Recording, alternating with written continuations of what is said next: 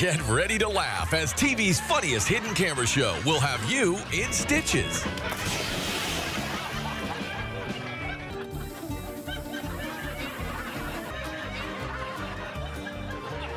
Just for Laughs, the Laugh Out Loud comedy show catches unsuspecting people in some of the funniest situations. It's Just for Laughs, and it's only here on Cayman 27. Catch it Monday through Friday. Watch as global adventurer and filmmaker Marlon Dara journeys across the world's most beautiful countries and cities. You'll explore breathtaking landmarks, art, and architecture from the Caribbean, Europe, Central and South America, and so much more. Immerse yourself in the local culture, history, and beauty as you follow his endless journeys of adventure every weekday, only on Cayman 27. It's a beautiful planet, and right now you can see it right here on Cayman 27. In this series, we'll travel to some of the most fascinating places as we explore the UNESCO heritage sites found around the world. From Stonehenge to the Grand Canyon, there are thousands of sites that will leave you in awe. Beautiful Planet is a series that will take a closer look into these wonders of the world. Join us to witness this beautiful planet.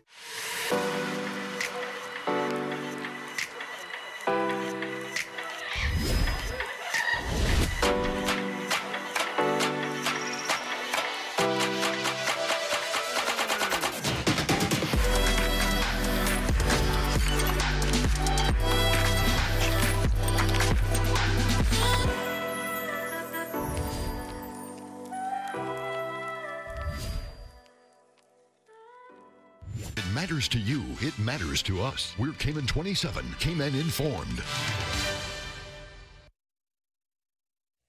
This is the only morning show that matters. Cayman Crosstalk. Cayman Crosstalk. And I see the foaming whitecaps as they break against your shores. Like a distant drum, I hear them call to me. Come back home to your island. For I long to see you walk upon my sand. For my shores, they belong to my children. And my children belong to Grand Cayman. Come back home to your island. For I long to see you walk upon my sand. For my shores, they belong to my children, and my children belong to Grand Cayman. And although a distant sea has come between us, and I've been to many ports in many lands, I can see West Bay beaches with its shiny coral sand, and my heart it longs for you, oh Grand Cayman. Come back home to your island. For I long to see you walk upon my sand. For my shores, they belong to my children, and my children belong to Grand Cayman. Come back home to your island. For I long to see you walk upon my sand. For my shores, they belong to my children, and my children belong to Grand Cayman. For my shores, they belong to my children, and my children belong to Grand Cayman. The opinions expressed by Cayman Crosstalk, its hosts, callers, or guests are not those of Hurley's Media or its sponsors. Here are your latest news headlines from the Cayman 27 news team on Rooster 101's Cayman Crosstalk. Now, here's the news.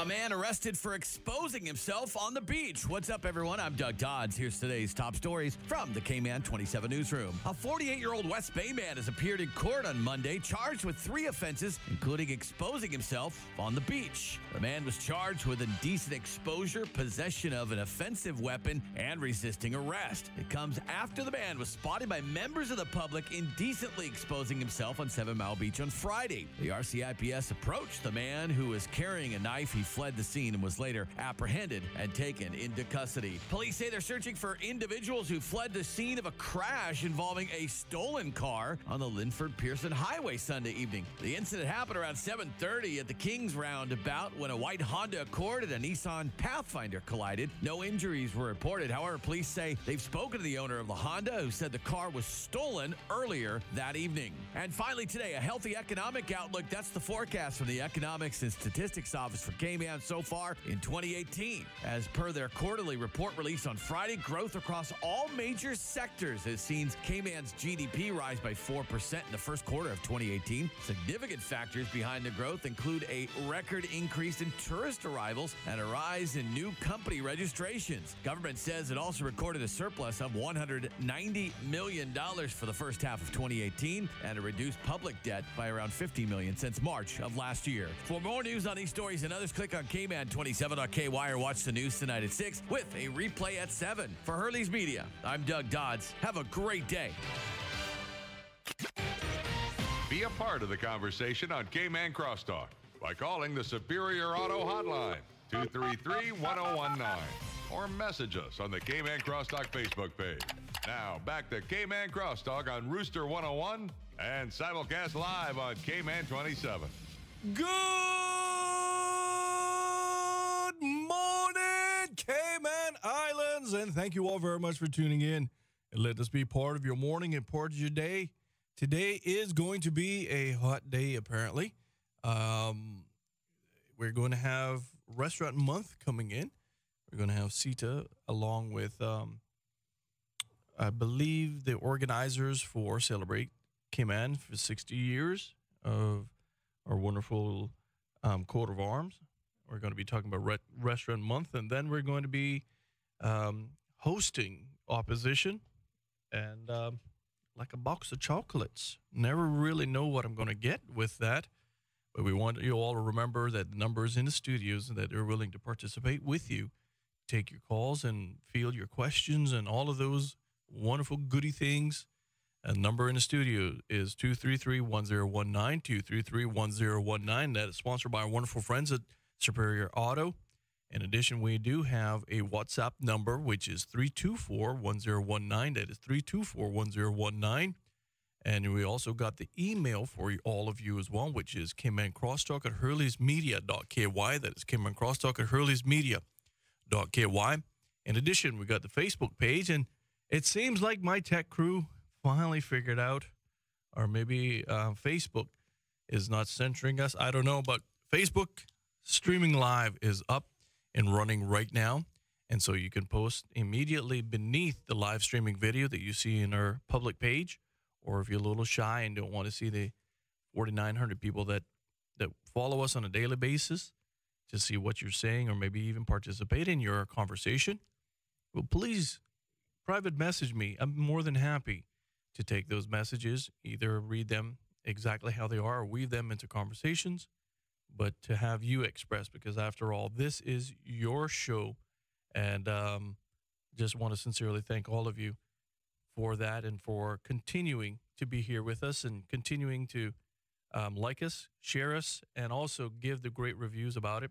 And yes, we're here not for any kind of clickbait, any kind of gossip, or, you know, as you can tell, we don't have to retract anything on our Facebook page. We don't have to retract anything here on the show. What you get here is going to be factual. It's going to be verified. And, you know, that matters to me here. That matters to all of us here at Hurley's Media. And so we're not going to be drawn into the clickbait, to the gossip kind of scenario that people are wanting and really liking in this type of culture. I think it's harmful. I think it's bad. And for the lack of a better phrasing, you know, using Donald Trumpisms, fake news. And that is something that we don't want you to ever have here when you tune in, when you hear something on the show, especially expressed by this host, or even printed on our social media page, which is Cayman Crosstalk. You can guarantee, you can bank on that, and you can know that that is actual and is factual, not fake news or alternate facts in any way whatsoever, grounded and research and grounded and corroborated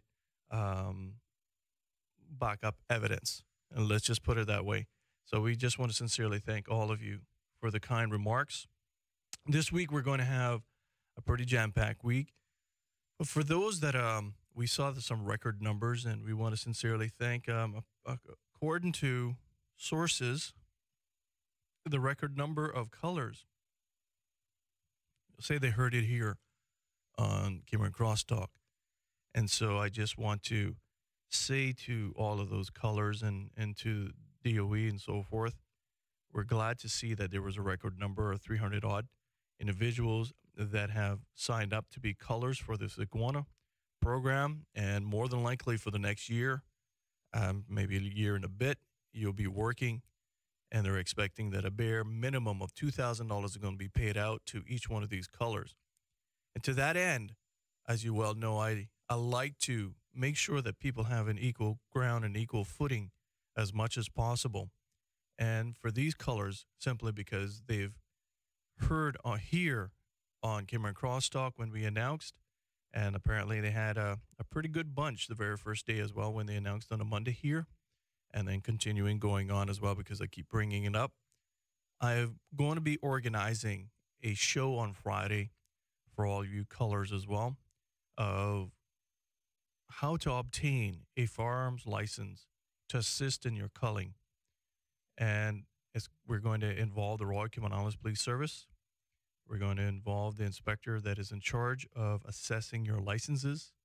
We're going to bring in the DOE, seeing what the expectations are, if any, from their end. Primarily, it's in the lap of the Royal Cayman Islands Police Service. We're going to try to answer as much questions for all of you as possible because frankly, I want this problem to be solved, but I want everybody who is participating in this to have an equal opportunity to make as much money as possible. I don't want to have, and I hate to have, and I don't like it when people start off enterprises or anything at a disadvantage. Our system does not allow that, especially under Section 19 of the Constitution. And as I have breath in my lungs, I will continue fighting to make sure that people have equal standing as much as possible so that whatever you put in, you're going to get out of it, and that you're not going to be held or handed a hand that is less one card, so to speak. So that is what I'm working on, and it looks very, very positive. So Friday, you got to keep tuned for that as well. And then tomorrow, we're going to have another jam-packed show. We're going to be talking about education, because education is something that affects all of us. It not only affects us immediately, but it affects the future as well. And I'm going to continue trying to focus on that and bring out elements that I think are doing great, and maybe highlighting some things that maybe are wanting, and so that we will continue to develop as a nation that is a global competitor, and that the resources can be here to be had, not only locally, but also sought globally as well. And so those are some of the objectives that we're going to be talking about. And we're going to be talking with the National Cultural Foundation. There's a new play that's coming on board. And then we're going to have Civic Wednesday. We're going to be talking, can an elected official be held in bad faith? And even without the standards in public life, what does that look like? That has been a question that's been coming in ever since the debate, frankly, with regards to a lot of major projects where government seems to really have no regard for the people's voice, even though that there are some that are asking just pump the brake a little bit, just pump it just a little bit and just kind of learn to listen. But it's almost a full steam ahead. So we're going to have Some attorneys coming in. Going to be discussing that tomorrow. Thursday, we got Thunderous Thursday. And apparently there's a ton of things on the agenda. And then Friday, like I said, we're going to have a very informative show talking about pirates, talking about guns. It's going to be a fun show on Friday for me, to be honest with you. But I just want to say, before I probably lose this opportunity, today is going to be the day that 1.6 billion United States dollars is going to be possibly drawn. I maybe cross your fingers and toes. Maybe it'll flip over for a 26th time, and then it'll probably jump up close to 2 billion. That somebody will actually be a billionaire after that. But the Mega Millions tonight is being drawn. I believe it's 10 o'clock local time. And I wish all of you, my wonderful listening, viewing audience, especially those on Facebook that we have a record of, those, here's the thing. I'm not going to lie to no one. I buy lottery tickets every time I go away. And I don't buy numbers locally, sadly. I really don't, simply because it's against the law, and that's the truth. But every time I go away, I buy me lottery tickets. I buy me a Powerball, and I buy me Mega Millions. And I have a Mega Million ticket and a Powerball ticket. And ladies and gentlemen, if I win, I promise I will set aside money for the show, and I will contact every one of our friends on Facebook and just give you a little Christmas bonus. And just as a thank you for being so faithful, so kind to Cayman Crosstalk for the last 2.5 years on Facebook that I've been here. But I've been here almost 3.5 years now on the radio, but 2.5 years that really have taken over the Facebook page and gone from less than 1,000 to where we are now, and organically grown as well, with no special incentives or anything of that nature. So I just want to sincerely thank all of you for that real kind generosity that you've been showing me, and the kindness that you continue to show. And I will share the love, and I will share the wealth as well. But before I end this segment, I'm wondering, if you had a ticket and you won 1.6 billion, and we understand it will be close to probably $700 million if you bought your ticket in South Florida, because their taxes is not as high as, for example, New York or California. We understand it's close to 700 million US would be a lump sum that you can take home. What would you do with that? Post that online to your Facebook page, and it'll be kind of cool to see that. And if you want to just see if you can take a gander, I would mind hearing on the Superior Auto in-studio number, 233-1019, 233-1019. What would you do with a $500 million? What would you do with that? I'm kind of curious. 233-1019, 233-1019. And I would love to hear from all of you. It seems like everybody's a little shy right now. But I got to go and do my time checks. And coming up after that, ladies and gentlemen, we're going to have coming into the studios, we're going to have Sita coming into the studios. We're going to be talking about Restaurant Month as well. And in addition, they're going to be joined by one of their sponsors. It's going to be the Office of Celebrate Cayman, 60 years of her beautiful, beautiful coat of arms. Ladies and gentlemen, it is early in the morning right now, and most of you probably percolate on coffee. And if you percolate on coffee, there are 6 locations that you can get a great coffee and an even fantastic deal, and that is at Subway.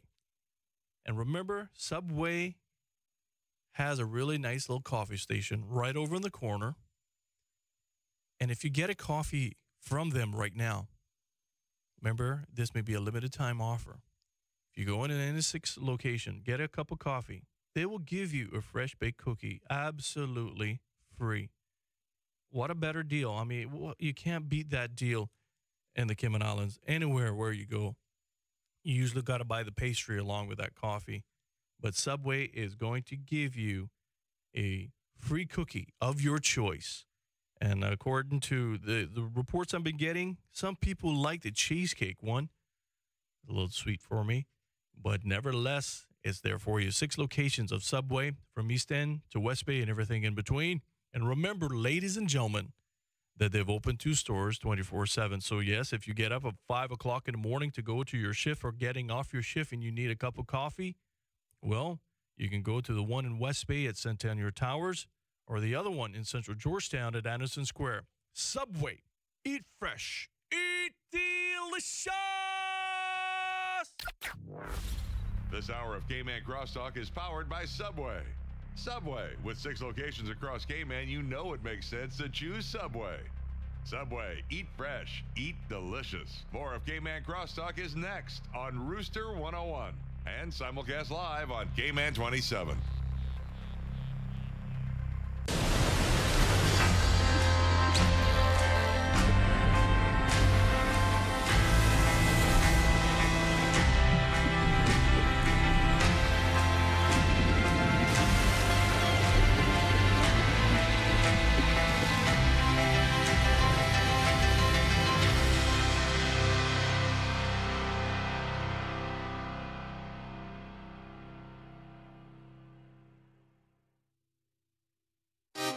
Flavor with a beat. Black thing now move up him dancing feet. We dance them flavor with a beat. Whole heap of sauce, yeah, we acting on the street. Young middle age or old, move your feet. When bass if we dance, everybody have to do it.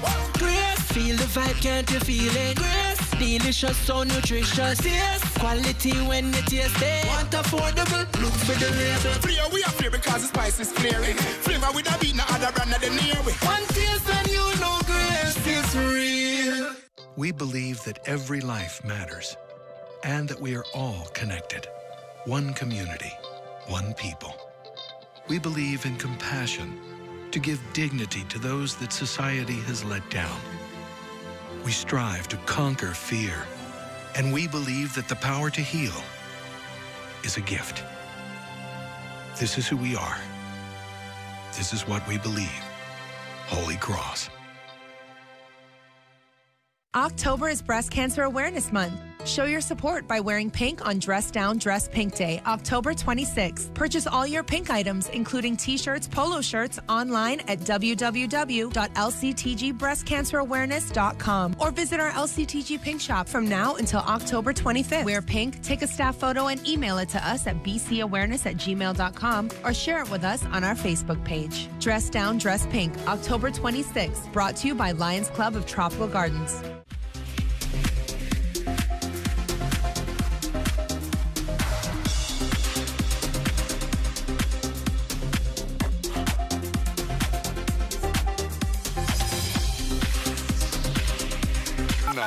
Or message us on the Cayman Crosstalk Facebook page. Now, back to Cayman Crosstalk on Rooster 101 and simulcast live on Cayman 27. All right, ladies and gentlemen, happy Tuesday to all of you. And I tell you, I'm excited about this morning because I got Miss Marzita Bodden in the studios with us. Celebrate Cayman, 60 years of our beautiful coat of arms. I think it is absolutely fantastic. Just to be honest with you, just like our islands, I just, if you can, maybe, pull that to that side. We want to get you on TV very well, Miss Bodden. There you go. Perfect. You know what to do. Manhandle that thing. Yes, you can do it. Good morning to you. And I just want to say what a great job that you guys are doing at Celebrate Cayman, and especially your chairman. I've learned so much from your chairman and his enthusiasm that he has for this particular role that he's now playing. It's infectious, to be honest with you. It truly, truly is. And I'm not sure where my tag is. I took and got my jacket dry cleaned, and I can't find what my wife may have done with my tag, so I'm going to blame it on her. But nevertheless, a very good morning to you. Thank you. Thank you so much for having us, and thank you for your kind words about Celebrate Cayman. It's truly a community celebration, and we couldn't be more proud and honored to be leading our country as we celebrate the 60th anniversary of our coat of arms. You know, tell us, this morning you're here with Sita, and we're talking Restaurant Month. And like I said right before the break, I couldn't find a better ambassador than you, because many persons may know or may not know that You know, you are all things, Cayman. You're one of those persons that kind of broke out and say, you know what, everybody's doing this, everything else but Cayman. I want to show what people have to offer. I want to do tours of food. And you're one of the first person that had a kind of like little group sessions going around to different little food joints and so forth to show what Cayman has to offer. And when I heard that you were on the schedule this morning, I'm like, they couldn't find a better ambassador to do that. And I mean, you tell us about, honestly, what it feels and what you think food plays a part of Cayman. Well, Woody, for sure, one of the things that I think is most special about Cayman is our diversity. And when you look at not just our traditional foods, but what has become sort of our contemporary cuisine, our community is really reflected in that. We're multicultural in so many ways. And I think the food absolutely does reflect that. And I mean, of course, while I love to shop for it and prep it and eat it and go out and dine, food is an incredible way to bring people together. And you mentioned the tours. It was a great way to help visitors and residents know a bit more about Cayman through food. And I think that people sitting around a table enjoying a meal together is an incredible way to get to know the people that you're sharing that meal with and a bit about the place that you're living in through that food as well. So this is a naturally great partnership for us. I just think, you know, when we're looking at the greatness that is Cayman, and I know some people, to be honest with you, gave me flack about it, but I don't care. When I first started the show, one of the first things I had on was, for example, Mr. Keith Griffin and all of those ones that represented Cayman many times. And I said even back then, 3.5 years ago, Cayman is a culinary capital of the Caribbean. I took a lot of flack, and I still don't care. Because when I walk across, literally, I can walk in the Cayman Islands to so many different restaurants.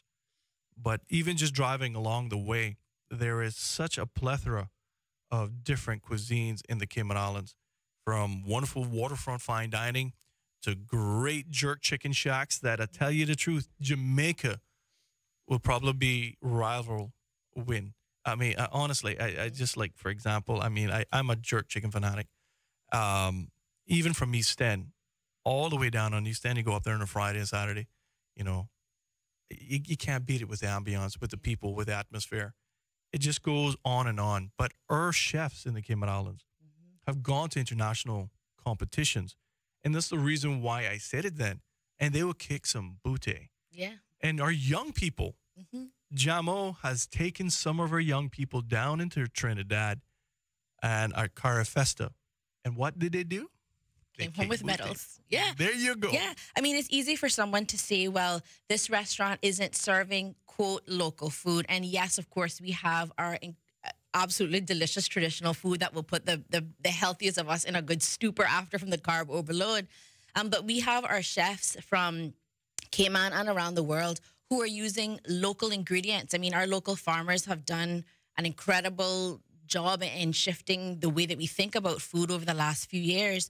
And you have restaurants of every kind using our local ingredients as well. And I think that's an important component of the Cayman culinary landscape that people can't overlook. So just because the star of the plate might not be something that's traditional to Cayman, the supporting elements might very well be from that good red mole up in East End or whatever it is.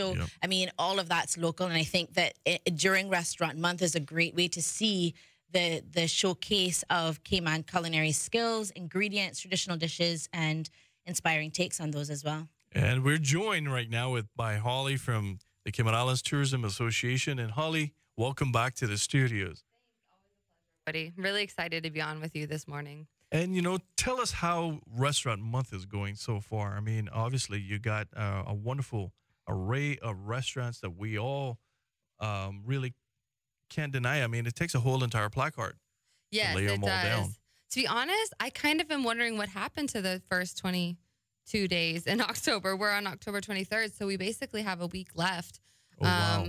Yeah, of Restaurant Month. So this is a really big push for us, right? Because I'm sure for those who may not have had a chance to participate yet, they need to go to restaurantmonthcayman.com and pick out those lunch and dinner menu options and, you know, decide where they want to go with a friend, with a loved one, with their colleagues. It's even something you could do for like happy hour on, you know, after work. You might go with your friends after work and then, oh, wow, I can get a 3-course dinner for, you know, $25 or $35. So we're just encouraging people to go out. Like I said, there's about a week left of it. And there's just such a wide variety of participating restaurants that speaks to the diversity here in Cayman, as both you and Marzita were pointing out, that the local food also diverse, maybe chefs from around the world, but we also have some really great local chefs and just great local ingredients. And, you know, so many people are picking up on that farm to table, ocean to table. It's so important because those are where we get our nutrients that keep our bodies healthy, those local foods grown in the soil, and versus processed foods that are, you know, can sit on a shelf for a year or two. So I think every restaurant is very conscious of not only giving a great culinary experience, but I think they really do care about what you're putting into your bodies. They're giving you the best ingredients and putting it together in very tasty and even visually appealing ways, which is fun too. Sure. I mean, you know, that's the thing all about food. And that was part of your whole entire trip, was not just the taste of it, but the whole entire ambiance. Yeah. From even the smells to the visual atmosphere of it. And I keep telling people, culinary arts is a visual arts. It's not only a consumption art, it is a visual art, because some of these restaurants around here, I'm telling you, when they place food in front of you, it is like, oh my goodness gracious, that chef is an artist. Not just that he has or she has put her foot in it, so to speak, but they have put all of their heart into when they bring it out. For example, like places like, I tell you the truth, I have a special place in my heart for Vico and all of those down at Restaurant Papagallo, but also Lobster Pot. When I go there, they are, to me, you feel like royalty. You do. When you walk in, and even if you go there for lunch and get one of them massive hamburgers at Lobster Pot, right? Oh. I can eat. Yeah. You see the size of me, I can eat, right? But I'm telling you, when you go there, you come back and like, you know what? I need a blanket. I need somewhere to sleep. Yep. But it's beautiful. And the atmosphere is, I tell you the truth, people pay literally thousands to come here to even experience that, because most of the time they're seeing some concrete jungle somewhere down the line, and we're sitting in the middle of absolute paradise. What do you think? It's also important to not only speak about why Celebrate Cayman is supporting this and the culinary culture of it as well, but we talked about their technical skill and using local ingredients. We challenged a few of these restaurants as well to be inspired by the coat of arms in their menus. Oh, yeah? Yeah, and we're thrilled that a few of them have taken up that charge as well. So to really sort of end Restaurant Month with a bang, we have a few menus that have been confirmed already, because, of course, a few of them have said, yeah, let's pull together what the market has for us now. Of course, the rains recently affected things for people. But we have 2 restaurants coming up this week who have coat of arms inspired menus. So we have coming up this Thursday, the 25th, The Wharf has a menu that our friends from Jamaica will absolutely love. We're celebrating Jamaica, and there's a pineapple-inspired and infused menu being offered there. And if you don't eat pineapple, or if you have an allergy, no worries. Every course has an alternative for you. But we're talking fried sea scallops with mango chutney. The dessert is braised pineapple with coconut ice cream and a rum drizzle. And the main courses options as well include pineapple. So we're celebrating Jamaica there. Then the next evening. We're in partnering with Celebrate Cayman, we're really trying to bring awareness to what the coat of arms, what the different symbols on the coat of arms represent. So, for instance, the first trivia question, because we've now incorporated the trivia and the learning component with the gift certificate contest. And the first question was, what do the 3 stars on the coat of arms represent? Which many of us know, and now many of us are learning, or others are learning, that it represents the 3 islands: Grand Cayman, Little Cayman, and Cayman Brac. And with the pineapple, if some people are just learning that pineapple represents Cayman's links historically to Jamaica and how they helped us flourish when we are just coming to be a nation, really. Right, exactly. And then so we have, like Holly said, we have this focus on Jamaica. So everyone who dines at the wharf on Thursday night has the option of taking up their standard restaurant month menu or this special Celebrate Cayman menu. And then the following evening, Cayman Cabana has taken a different element of the coat of arms, the He Hath Founded Upon the Seas. And while that speaks to our Christian heritage, it also speaks to Columbus discovering us in 1503 and seeing us upon the seas. And so they have a seafood-themed menu, which Holly sent to me very late last night. Yes. But it's so delicious, and it's $25. And Really? every course For is seafood? jam-packed with seafood. So that's Friday evening. I mean, go out, enjoy the sunset. And have right next to the fish market. Yeah, For the first exactly. course, you can, and it's cute too because Cabana's on the sea. So, I mean, He Hath Founded Upon the Seas is a great theme for them to work with. The first course, you can choose between market catch pineapple ceviche with seasoned bread kind chips or ital fish tea or conch chowder and garlic bread. And then the second course is either shrimp and lobster scampi, roast fish, which is a red snapper fillet, okra, peppers, onions, crackers, callaloo rice, and spicy green beans.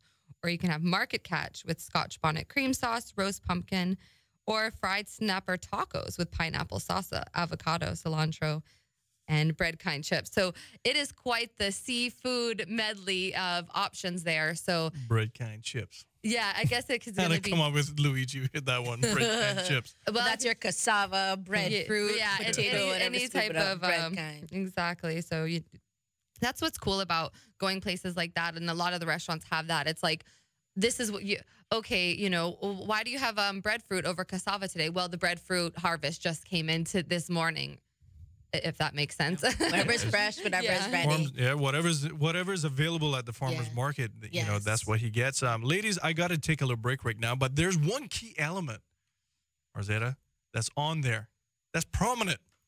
Mm-hmm. Turtle. I want to hear who's going to be doing turtle when we come back after this short little break. This hour of Cayman Crosstalk is powered by Subway. Subway, with 6 locations across Cayman, you know it makes sense to choose Subway. Subway, eat fresh, eat delicious. More of Cayman Crosstalk is next on Rooster 101 and simulcast live on Cayman 27. Like finding money in an old pair of jeans? Mm-hmm. Or ditching work early? Ooh, hitting all the green lights on the way home. Yeah. Or vacation. How about your boss's vacation? Good one. Or how about 6 boneless wings, a side, biscuit, and dipping sauce for just $6 at Popeyes? What? No way. I'm serious. In that case, pass me another boneless wing. I've got more celebrating to do. Get the party started with my $6 boneless wing bash. 6 boneless wings, a side, biscuit, and dipping sauce, all for $6. Only at Popeyes Louisiana Kitchen on Eastern Avenue. Drive-through open until midnight weekdays and 1 a.m. on weekends. Ace is the place with the helpful hardware, folks. Same people, new place, now Ace. Payless Auto Parts and Ace Paint and Decor are proud to have merged as part of the Ace family. Did you ever wondered what smart health insurance feels like? Premier Health's 24/7 worldwide health insurance does most of the thinking for you. 1,500 CGI health claims are settled daily. 55% of claims settled automatically. You can access your health plan almost anywhere, anytime. And have smart wellness with online data tracking. And more provider choices for you and the people who matter most. Premier Health is smart health insurance, and it feels good. Brit K, where people come first.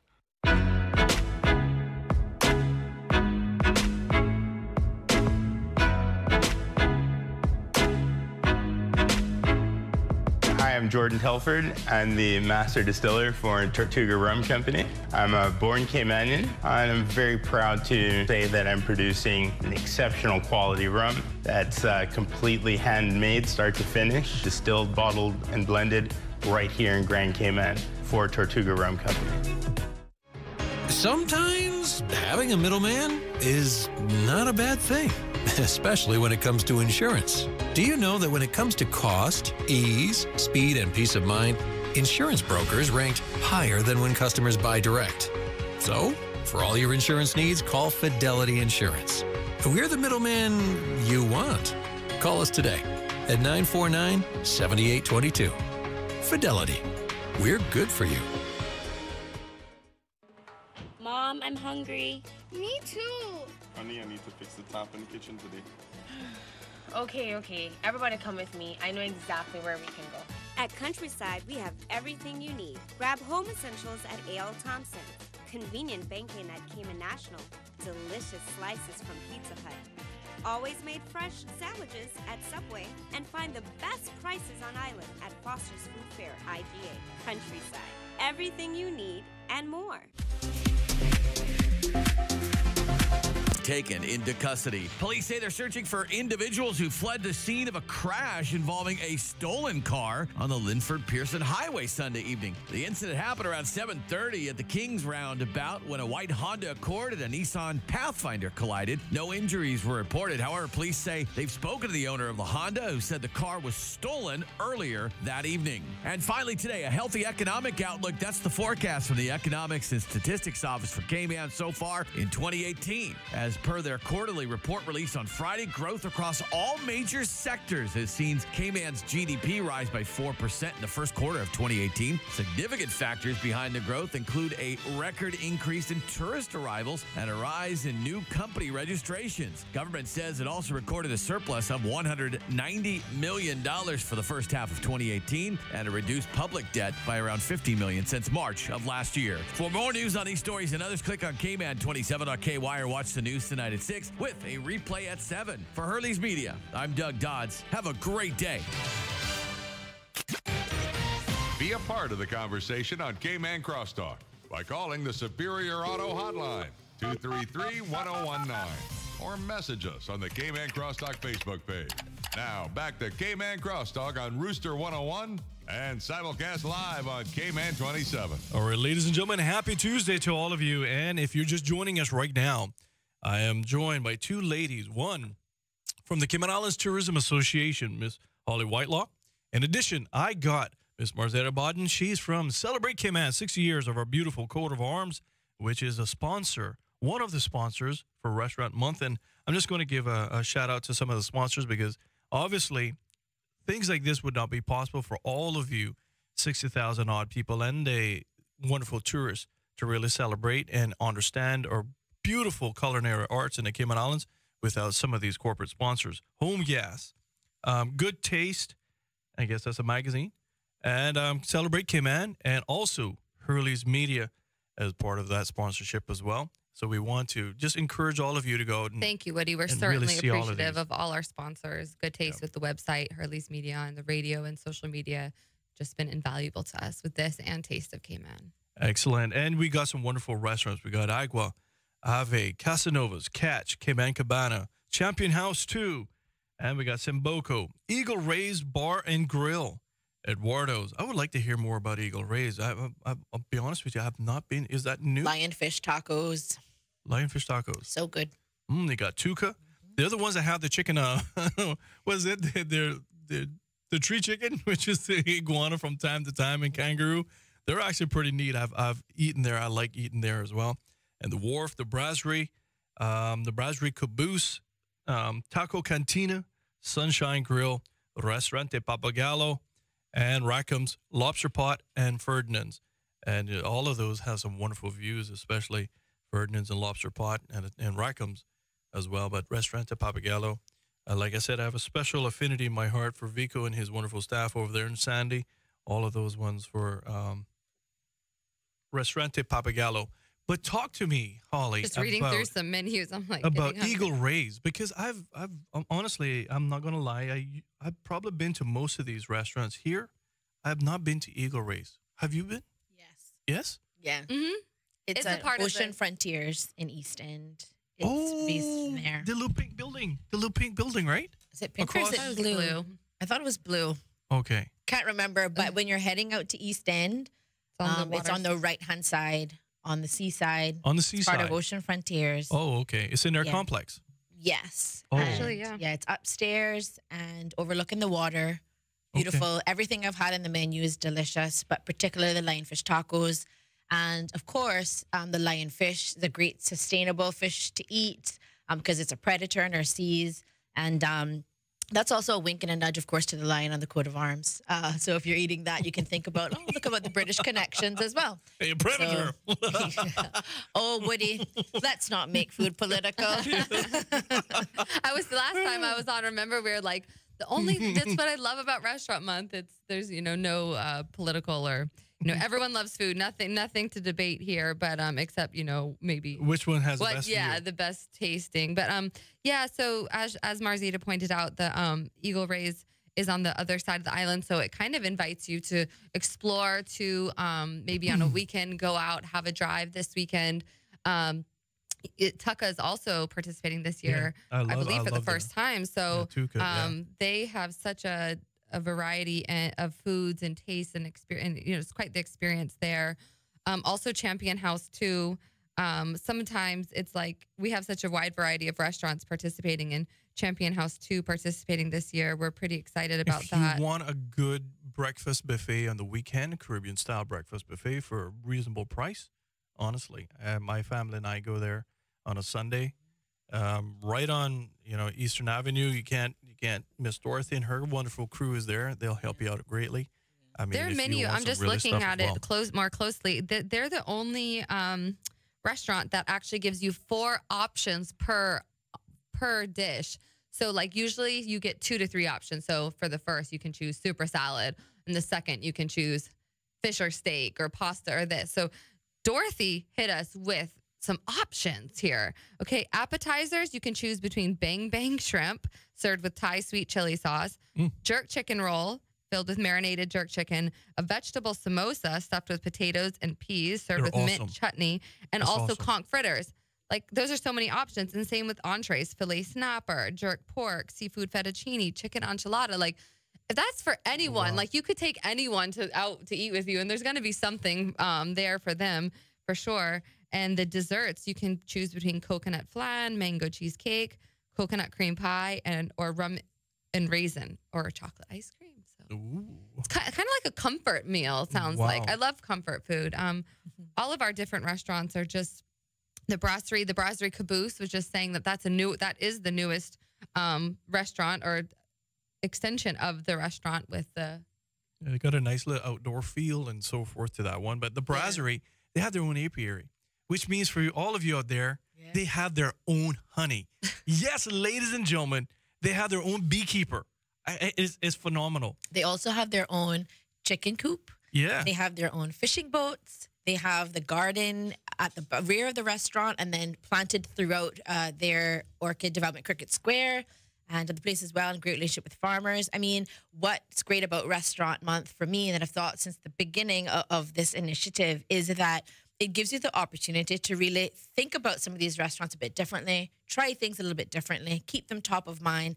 And of course, there's no mistake that it happens in October. October, as we know, is a slow time for the island in terms of tourists and visitors and stay over. And this is a great opportunity for the local population to go out and support some of our local restaurants. So I think it's definitely a cycle. They're giving us good food, and then we're helping them keep their doors open, their employees paid, and all around everybody happy during Restaurant Month. And they try lots of cool, great new things and put on plates for us so that hopefully the rest of the year we'll continue going back and supporting them, not just during Restaurant Month. If people are just joining right now about Restaurant Month, here's what you all going to get. It's not one of these things when you think, oh my gosh, maybe it's out of my price range.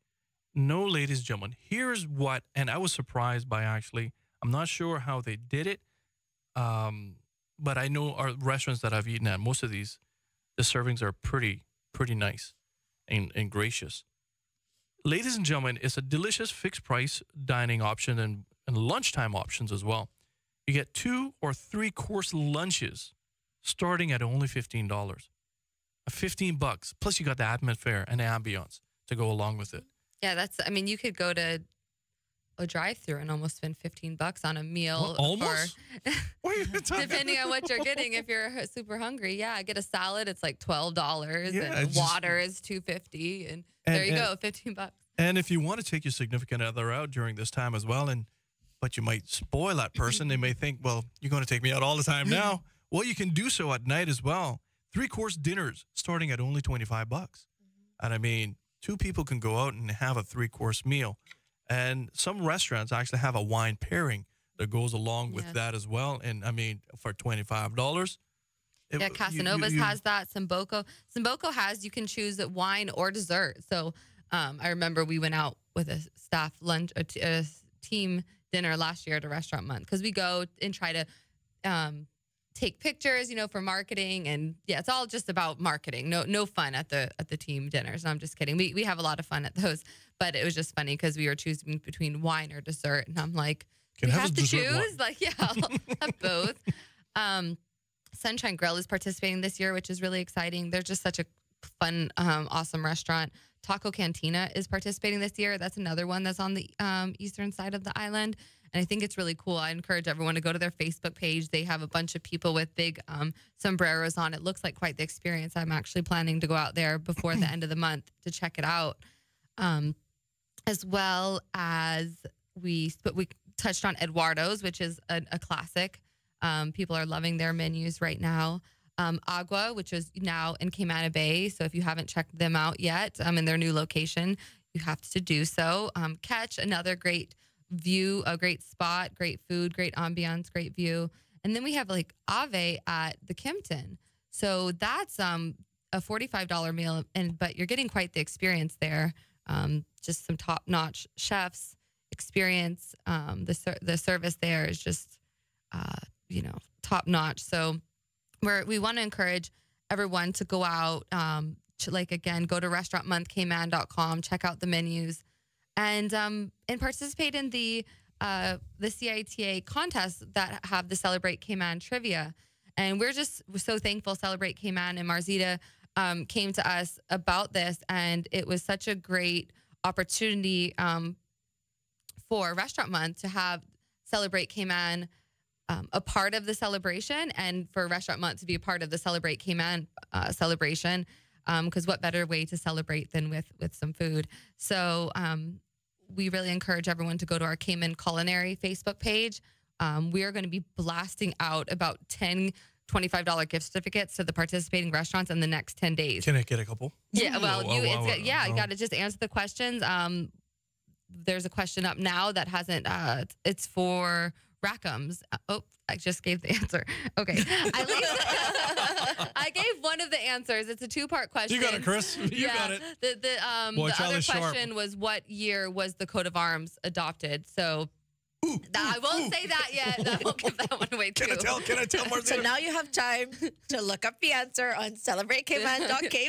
There you go. And then Holly gave you the rest of it. Yeah. Well, Holly, you bought something as well too for our listening Woody. and This viewing is just audience. for you for having us on this morning. Well, I want to give it to you, but I think you'll share it with your audience. I will definitely do, because if I win the $1 billion tonight, I'm going to share with my audience as well. To be honest with you, I'm looking forward to it. Restaurant Month dinner for everybody. For life. Absolutely. You get dinner. All right, ladies, and I just want to sincerely thank you for coming in, and we're going to continue pumping all of these wonderful restaurants as well, and time is ticking down. You only got until the 31st of October to really enjoy all of these great restaurants, and in fact, Holly's going to be leaving us a gift certificate as well for Lobster Pot. I'm really excited about it. I'm going to probably get some questions from, about their coat of arms and so forth, and what is on there and what they stand for. Put your thinking caps on, people, because Marzita isn't going to make this easy for you. Absolutely.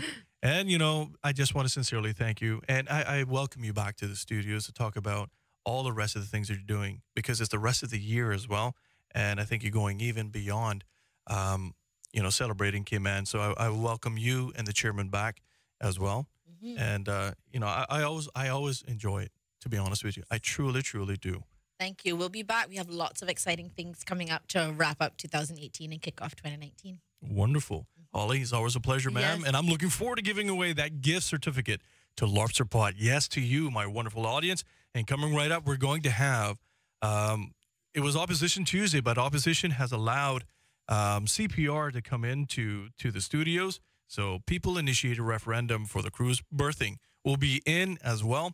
And so we're going to take your calls, 233-1019, 233-1019. Thank you all very much. And I got to do my little thing for my restaurant, my favorite little restaurant that supports me every day since I started here, or just right after it That's started. my family-owned business, so go ahead. Absolutely. Do your thing. And, you know, it's right now, and this is one thing that I love, to be honest with you. We're counting down and nearing the end of hurricane season, ladies and gentlemen. And if you're like me, you probably have bought some canned goods and so forth over that time frame as well. But if you have not, here's a wonderful thing that my great sponsor for the first hour, Subway, has been doing for quite a while. And my wife and I actually collect all of our canned goods that we collect for hurricane season.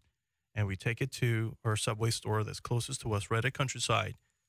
And we're asking all of you, it started October the 15th and runs straight through until December the 2nd. It's called the Subway Can Drive. We want you to bring all your canned goods to your local Subway store, and there's 6 of them from East End to West Bay and everything in between. And once you just drop off a can or some wonderful goods, guess what they will do for you? As it's just a wonderful gesture. They will give you a free cookie. You can't get no better than that. I'll tell you the truth. Subway is What a just way to awesome. teach your kids too, right? Absolutely. There's Recycle and always you a get reward. cookies. There's always a reward. There's always something nice. And remember, this is really dear to me. And I just want all of you to know that as being as a part of a PTA for a long period of time and being the president of the Canteen Association, Feed Our Future and Meals on Wheels have, especially Feed Our Future, helped us out a great deal, because it's one of the hardest things that I had to do as a PTA chair is to find out which children were going without food. And all the canned goods will be given and donated to Feed Our Future and Meals on Wheels. And remember, we had Meals on Wheels here. The numbers are growing more and more simply because we're growing older as well. And so we want you to extend your Cayman kind during this holiday season, and you can do so with our wonderful friends at Subway. And remember, they have 6 stores, as far as East End, the West Bay, and everything in between. And what they've done, they opened 2 stores to serve you even better. You can go in at 3 o'clock in the morning down at West Bay, which I've done, and you can get any great sandwich that you want. Or pizza. Or pizza. There you go. And a salad. My wife likes when I get the salad, to be honest with you. Take the bread off, honey. Just get the salad. And so I get all of those things at Subway, and it's a great meal, wonderful value, great ambiance, and wonderful people as well. And they've opened 2 stores 24/7, one in West Bay at Centennial Towers, the other one in Central Georgetown at Anderson Square. Subway. Eat fresh. Eat delicious. This hour of Cayman Crosstalk is powered by Subway. Subway. With 6 locations across Cayman, you know it makes sense to choose Subway. Subway. Eat fresh. Eat delicious. More of Cayman Crosstalk is next on Rooster 101 and simulcast live on Cayman 27.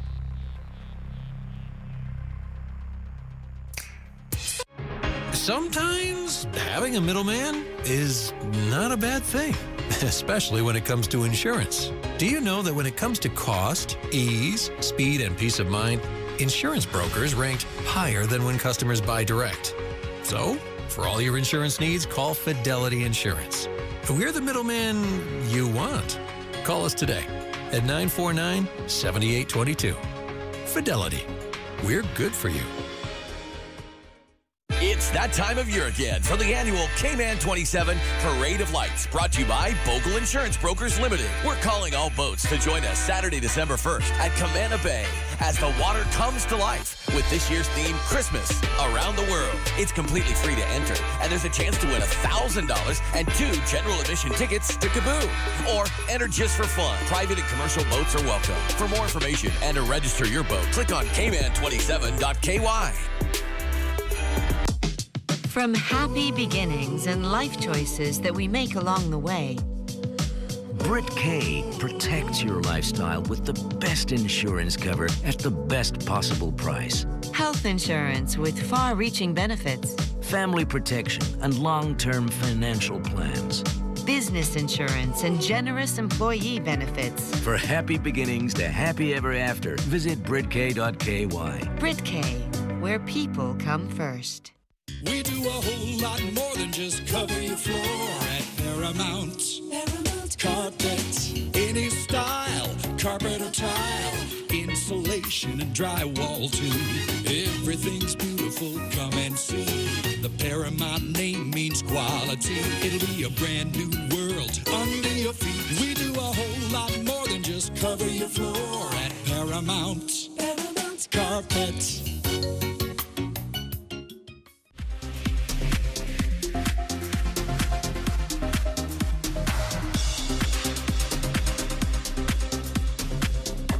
Two 1019 or message us on the Cayman Crosstalk Facebook page. Now, back to Cayman Crosstalk on Rooster 101 and simulcast live on Cayman 27. All right, ladies and gentlemen, thank you all very much for tuning in. Letting us be part of your morning and part of your day. I'm now joined by members of the People that initiated a referendum for the cruise berthing facility. I have Ms. Michelle Lockwood. Welcome back to the studios. Thank you. And also Mr. Mario Rankin as well. Welcome back, and thank you all very much for coming in this morning. And, give us an update. What is happening? Well, first thing I want to say is good morning to everyone. And I worked up an appetite listening to your earlier guest. I'm surprised that you're not on here. Honestly, I'm not just saying that, but he's a good cook. Truly, he truly is. Somehow this month definitely I wouldn't have been able to participate. Certainly not with all the activity we got going on with CPR. But next year for sure we'll make our mark on the Cayman Islands product when it comes to food, because most people go to a lot of restaurants around here and they see, the oxtail and all that, and they call that local food. That's not local food. That's Jamaican local food. Cayman local food, we know what that is, and we know. That was a question that someone. Good morning. What is Cayman food?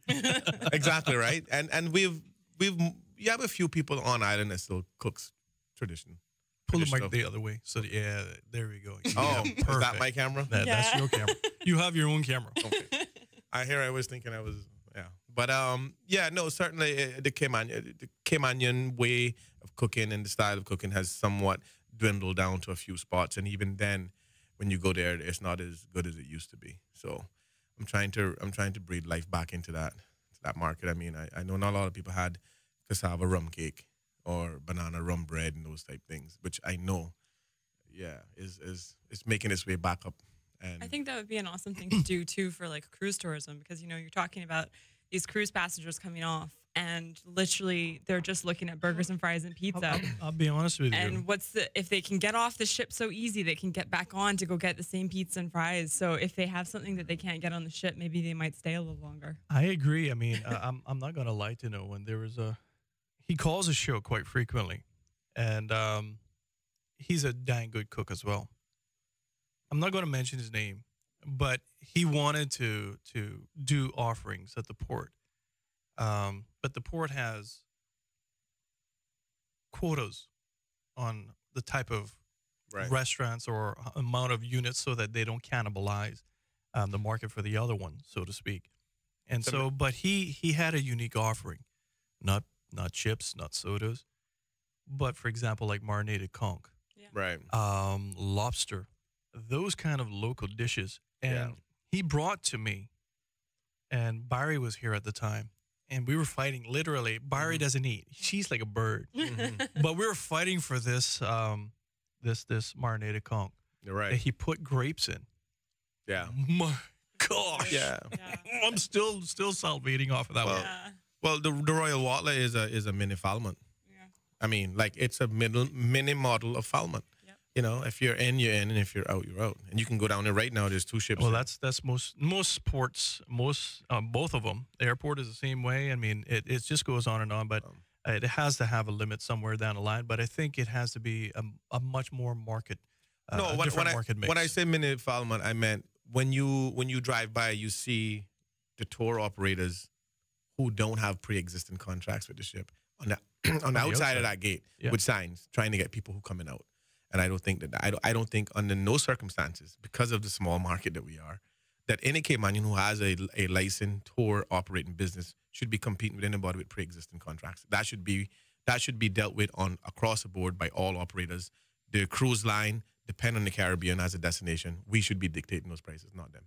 Well, we got to go and take a break right now, but that's interesting that you say that, because the Minister for Tourism in the Bahamas launched last week. I think it was Thursday, and I was reading the report in their Gazette about what he thought about cruise tourism and what it meant and what the region actually plays as part of their itinerary for them to actually sell tours and how valuable the destinations truly, truly are. We'll be right back after this little short news break with CPR. The opinions expressed by Cayman Crosstalk, its hosts, callers, or guests are not those of Hurley's Media or its sponsors. Now, from the Cayman 27 News Team, here are your latest news headlines, brought to you by the Cayman Pharmacy Group, with West Bay Pharmacy, Savannah Pharmacy, and Professional Pharmacy. The Cayman Pharmacy Group has a location for you just around the corner. Visit them today. Now, here's your news headlines.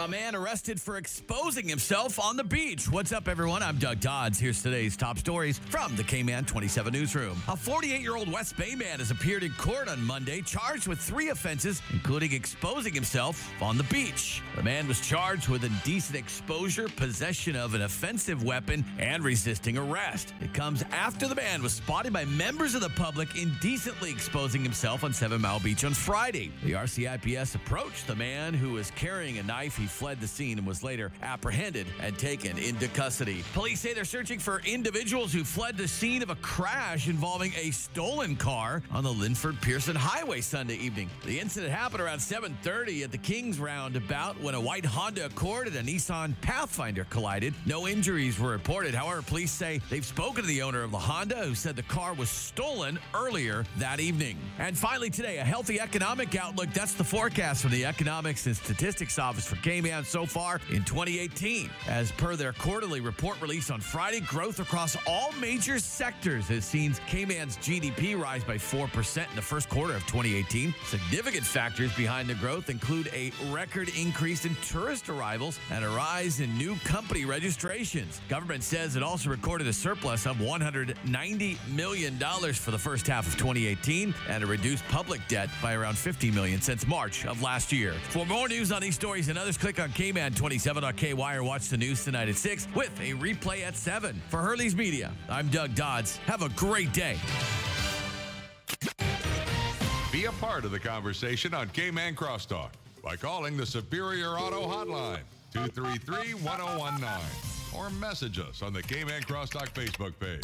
Now, back to Cayman Crosstalk on Rooster 101 and simulcast live on Cayman 27. All right, ladies and gentlemen, thank you all very much for tuning in. Letting us be part of your morning and part of your day. If you're just tuning in right now, I am joined. It is supposed to be Opposition Tuesday, but the opposition offered their time to CPR, which is a people-initiated referendum based on Section 70 of the Constitution. It is your right to ask for a referendum of national importance.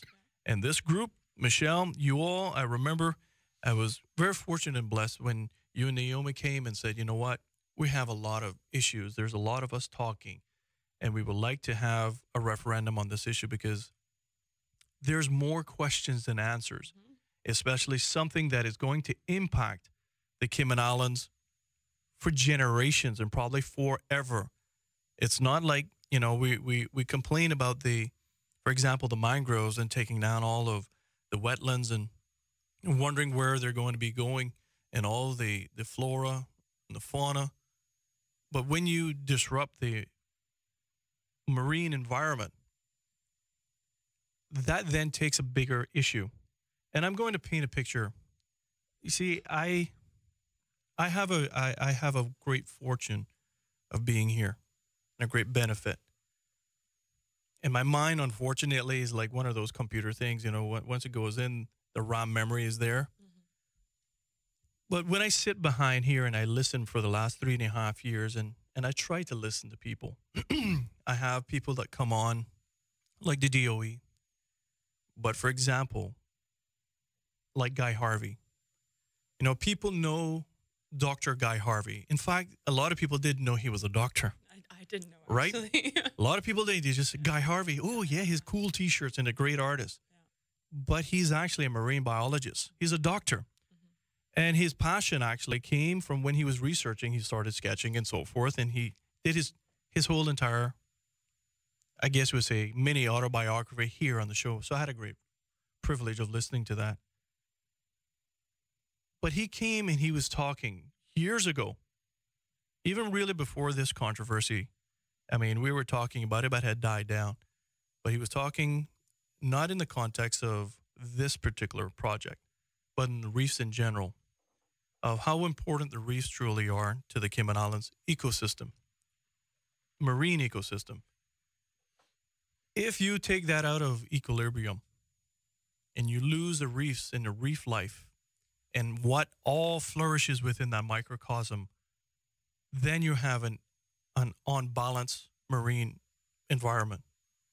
If you take out the predators, if you take out the reef fish, all of those play a part of what we know as the island that offers clean, clear water. People don't realize that fish help with that clarity as well. Reefs certainly handle with that clarity. And so if you get rid of the reefs, then you actually damage and risk that whole entire environment being out of balance. And then what would you have after that? We have some serious chaos. And that is not just saying that flippantly, but I don't think a lot of people think about it. They think, well, you know what? I'm going to clear a piece of land to put my house down. You can actually plant some trees back and maybe get all of that, but it's not going to be the same anymore. But the marine environment is completely different. And when you look at all of the ramification it has to an island's ecosystem, it plays an integral role. And I think the gravitas of that is not really born in a lot of people. And so having the privilege of having marine biologists like Dr. Guy Harvey and also Jean-Michel Cousteau, all of those ones, and just sitting listening, it makes one think. Just like you and Naomi and your group and Mario said, you know what, we need to think of this in a different fashion and manner. Yeah. Well, I mean, talking about the coral reefs, coral reefs have as much, if not more, biodiversity as a rainforest, right? Yes. So, you know, and what you were talking about, the implications of losing that reef, like, you know, I've been making the argument that that's where 50% of the diving happens. But on top of that, that's where it's coral nurseries for baby fish, for young conch, for lobsters. So if you destroy that, then when it comes lobster and conch season, you're going to have a depleted number. You know, and it's not going to be immediate. It's not going to be like, okay, well, you know, you got rid of the reef now, you know, this conch season, you're not going to see it. It might be a few years down the road, but, you know, that's the kind of thing that we're talking about. So it's not just for tourism. It's not just because I want to save the reef because I think it looks pretty. It's because it provides so much for us through the nurseries for smaller fish. Also for storm surge. Like that's another huge thing that reef does is it you know, and we all know what those storms are like when nor'westers go through and what the waves are like then.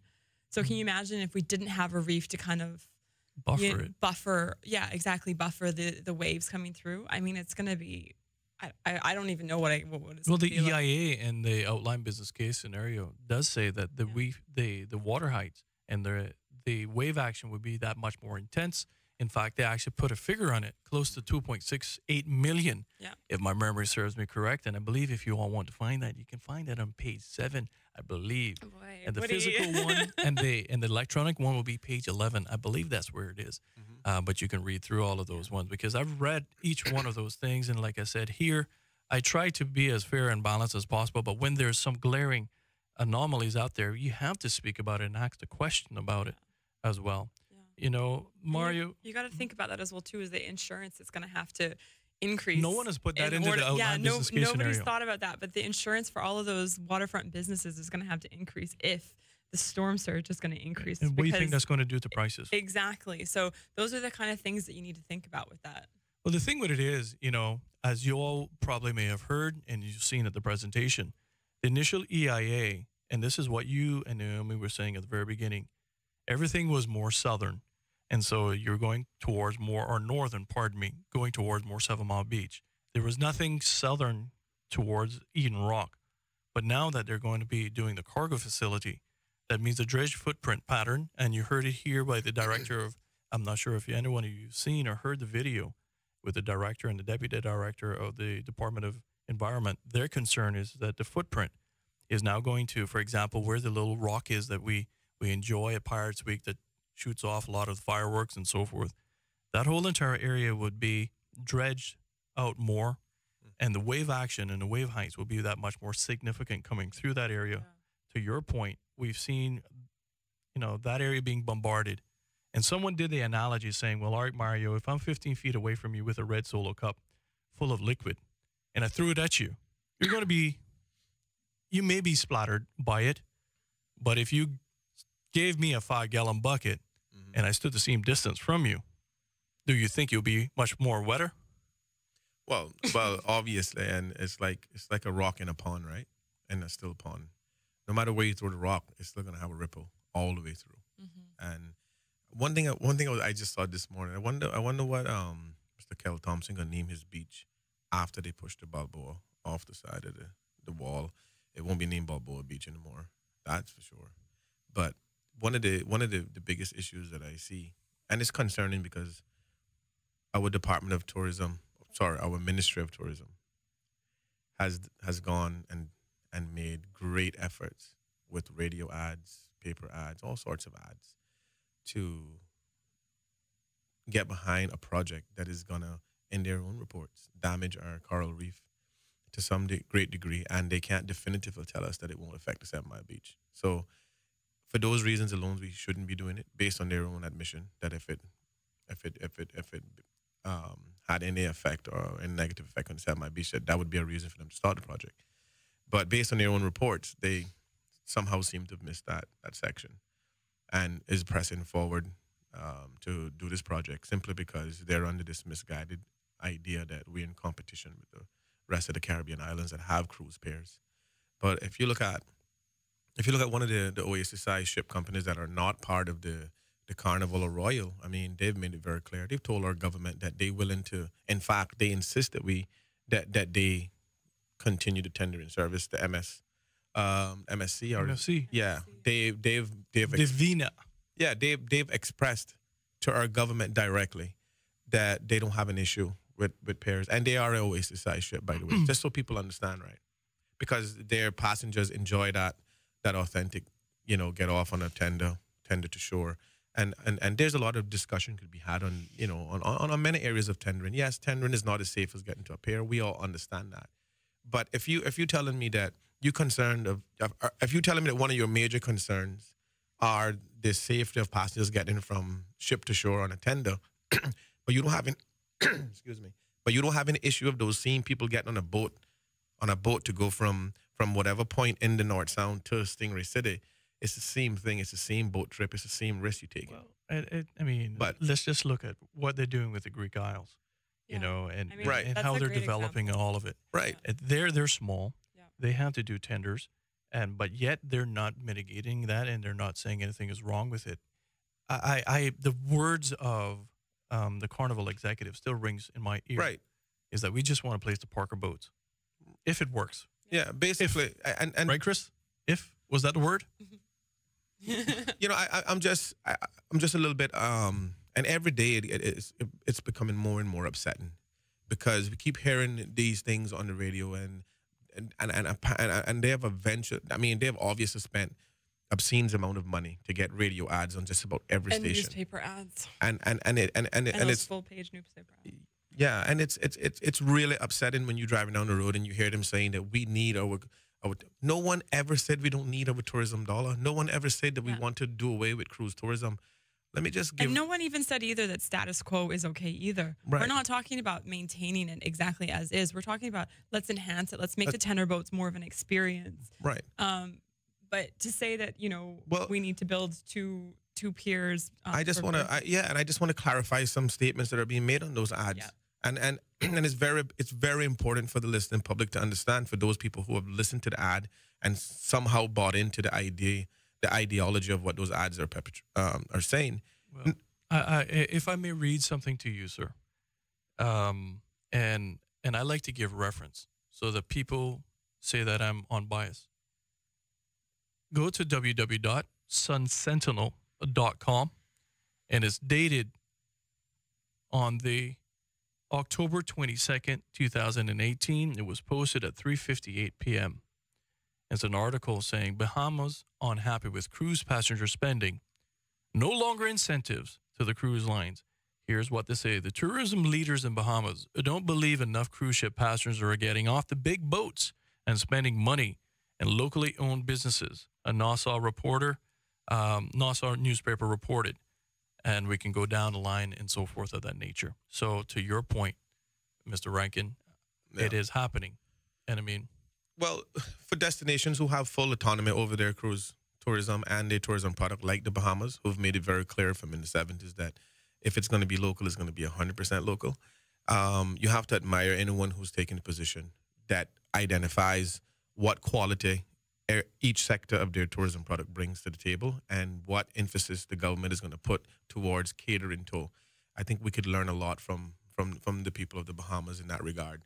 Certainly, they have other issues with crime and other stuff that has prevented, the numbers to be what they could be. But the reality is that when I listen, and the point I was trying to make earlier, is when we hear the government ads that state that 80% of our tourism count comes from cruise.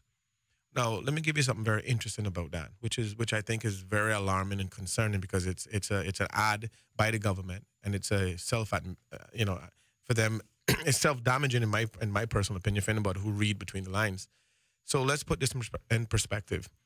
80% of the people who come to the Cayman Islands under our tourism statistics are cruise tourism, right? Our overall tourism product, our overall tourism contribution is $860 million.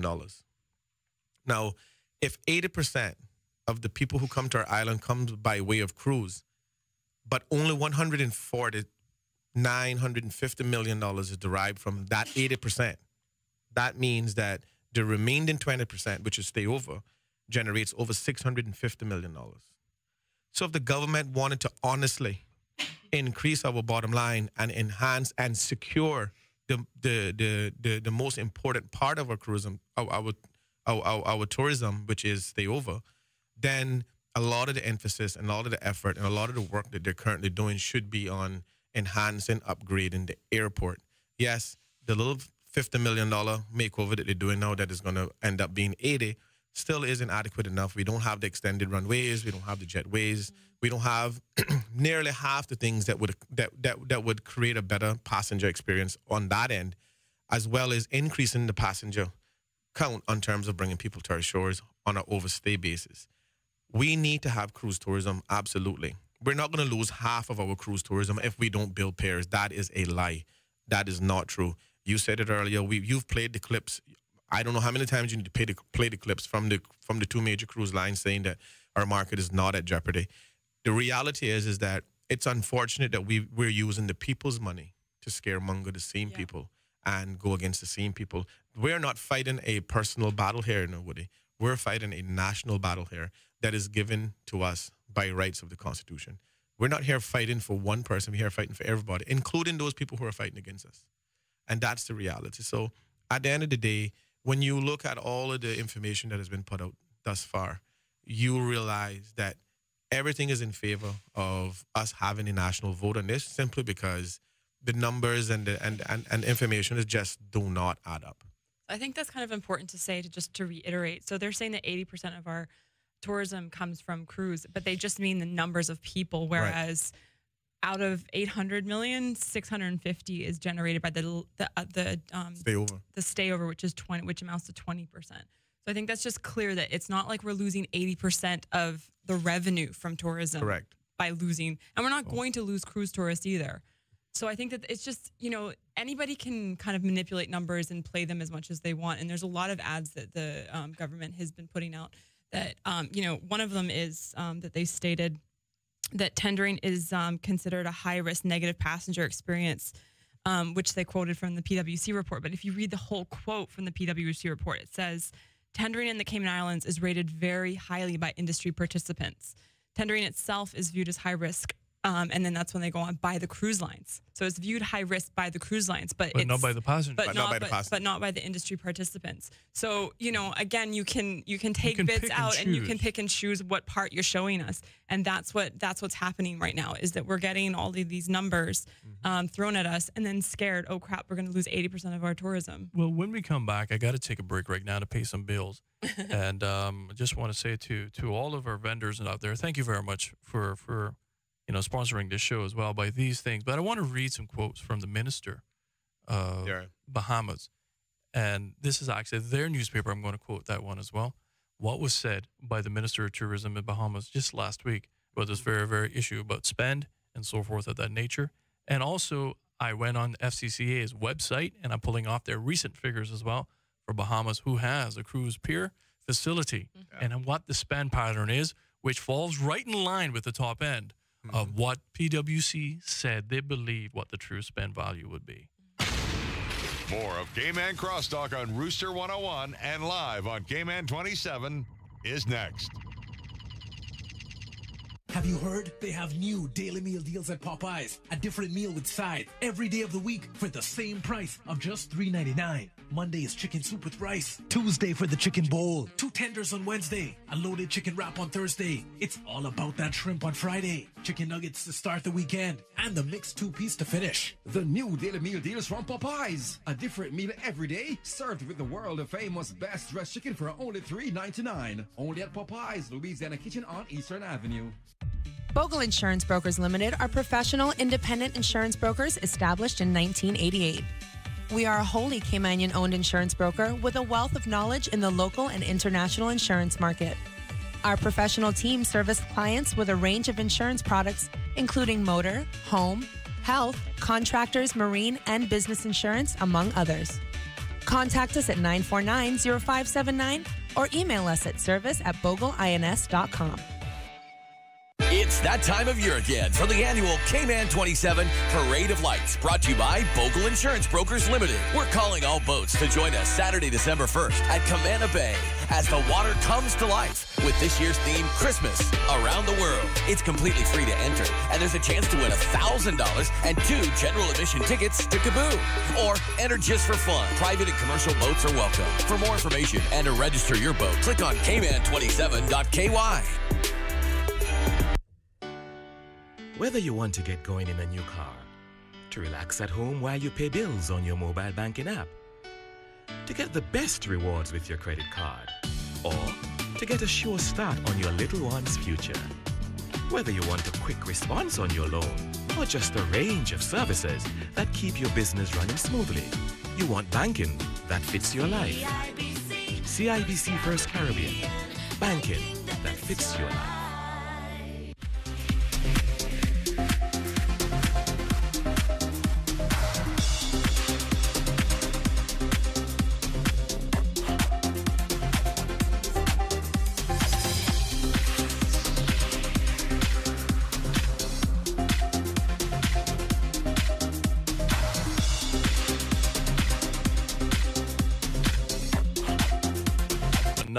That is 233-1019. We also got our WhatsApp number, which is 324-1019. That is 324-1019. And our Facebook page, which is Cayman Crosstalk as well. You can post right beneath the live streaming video. I know Mario received one that people are viewing it in the car as well. Thank goodness it's hands-free. And for all those others as well. And in addition, you can, if you don't want the 4,900 people that are following us right now to see what you're saying, just simply post it to the back end. And I'll keep your ID in strict confidence and read that out to the guests. We have a caller online. Mario, could you put your headphones on? Good morning, caller. How are you this morning? Good morning, Woody. Good morning. Good morning. Happy Tuesday morning to you. I'm great, thank you. Okay. This is a fellow West Bear. All right. Mm-hmm. Yeah. I want to applaud Mario and what is Michelle. Miss Michelle. Michelle, okay, on the work that you all are doing. I signed the petition. Thank you. Thank you very much. But what I have to say this morning, I said, Mr. Colonel from the back is pushing for the dog down here.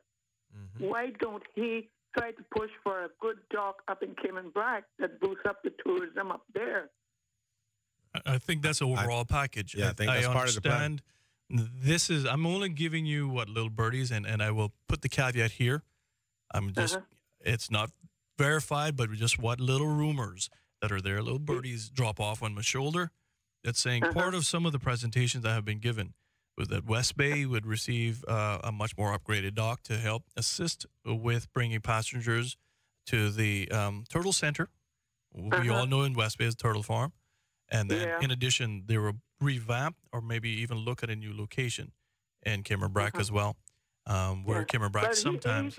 He should try to push for a good dock up there, because the elderly folk that I see on the TV sitting down, plotting, make these nice straw baskets and hats and brooms and everything that they can sell their little makings too, you know? You would think. That's what he should do. That the people don't have to come down from the Brack to shop to go back up there to the Brack because of the prices that's up there. Yep, the cargo is a major driving force. And if they go over the limit, they probably have to pay for that to go back too. Like how we have to pay when we coming in from Tapa or anywhere else, we have to make that custom form and make it right. All right. Well, thank you very much. Thank you. Yep. You're welcome. You see, that's the thing. I believe, and I certainly believe, that a lot of our answers are here. Yeah. We just need to start respecting what people are saying. Just collating all of those things together. And you'd be surprised of how much issues that we're suffering. Right. And I call it suffering. That could easily be done if you just simply listen to people, collate their ideas, and have a good administrator to make sure that those ideas come into play. And we wouldn't have to have outside people telling us this. I wouldn't, if you all don't mind, I would like to read in context so that people will understand, and to your point, Michelle, that you can pick certain phrases out and you can get the meaning from it. And this is why I keep telling people, I can guarantee you, just for my own integrity, but also because of my employer, I have the utmost respect for Mr. Randamarian and this show, which is his baby, to make sure that I do not articulate, express anything online that is not fair, that is not right, and founded in truth. That's an obligation that I have, and also I have it to my viewing audience. So everything that I say is founded in research or documented evidence that someone has led me to, and I simply ask the question. And I hope that I have an answer that can satisfy me. If not, I'm one of those persons that don't give me a job and ask me just to do it just for the sake of doing it. Well, we touched on the Bahama issue of spend and so forth of that nature. And I'm going to read just a few segments out of, once again, the Sun Sentinel, which was done yesterday, Mario. Right. And posted right before 4 o'clock yesterday. Yeah. De Aguilar, who is the Minister of Tourism, suggested that the cruise lines really don't need the money government used to pay them. Says the cruise, this is quote, the cruise passengers are very, very profitable. Our cruise companies are very, very profitable. The Guardian reported, Aguilar saying, they make a lot of money. We're paying them to bring cruise passengers to our port, and then we're finding that some of them are not coming off. So why give incentives to people to come to Nassau and sit on the boat, eat their food, and not spend money in our own country? According to the FCCA, which is the Florida Caribbean Cruise Association, a nonprofit trade group composed of 18 cruise lines, the Bahamas welcomed the largest number of passengers ashore at 2,094,000 out of 35 Caribbean nations and U.S. destinations in the region in 2014 to 15, which is the most recent year for which the data was available. And that was the same data that PwC utilized as their outline business case scenario, the addendum to the outline business case scenario.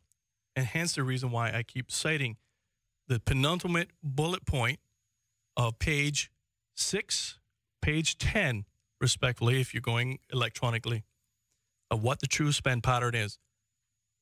Bahamas ranked 4th in total expenditure at $244 million during those visits, behind St. Martin at $355 million.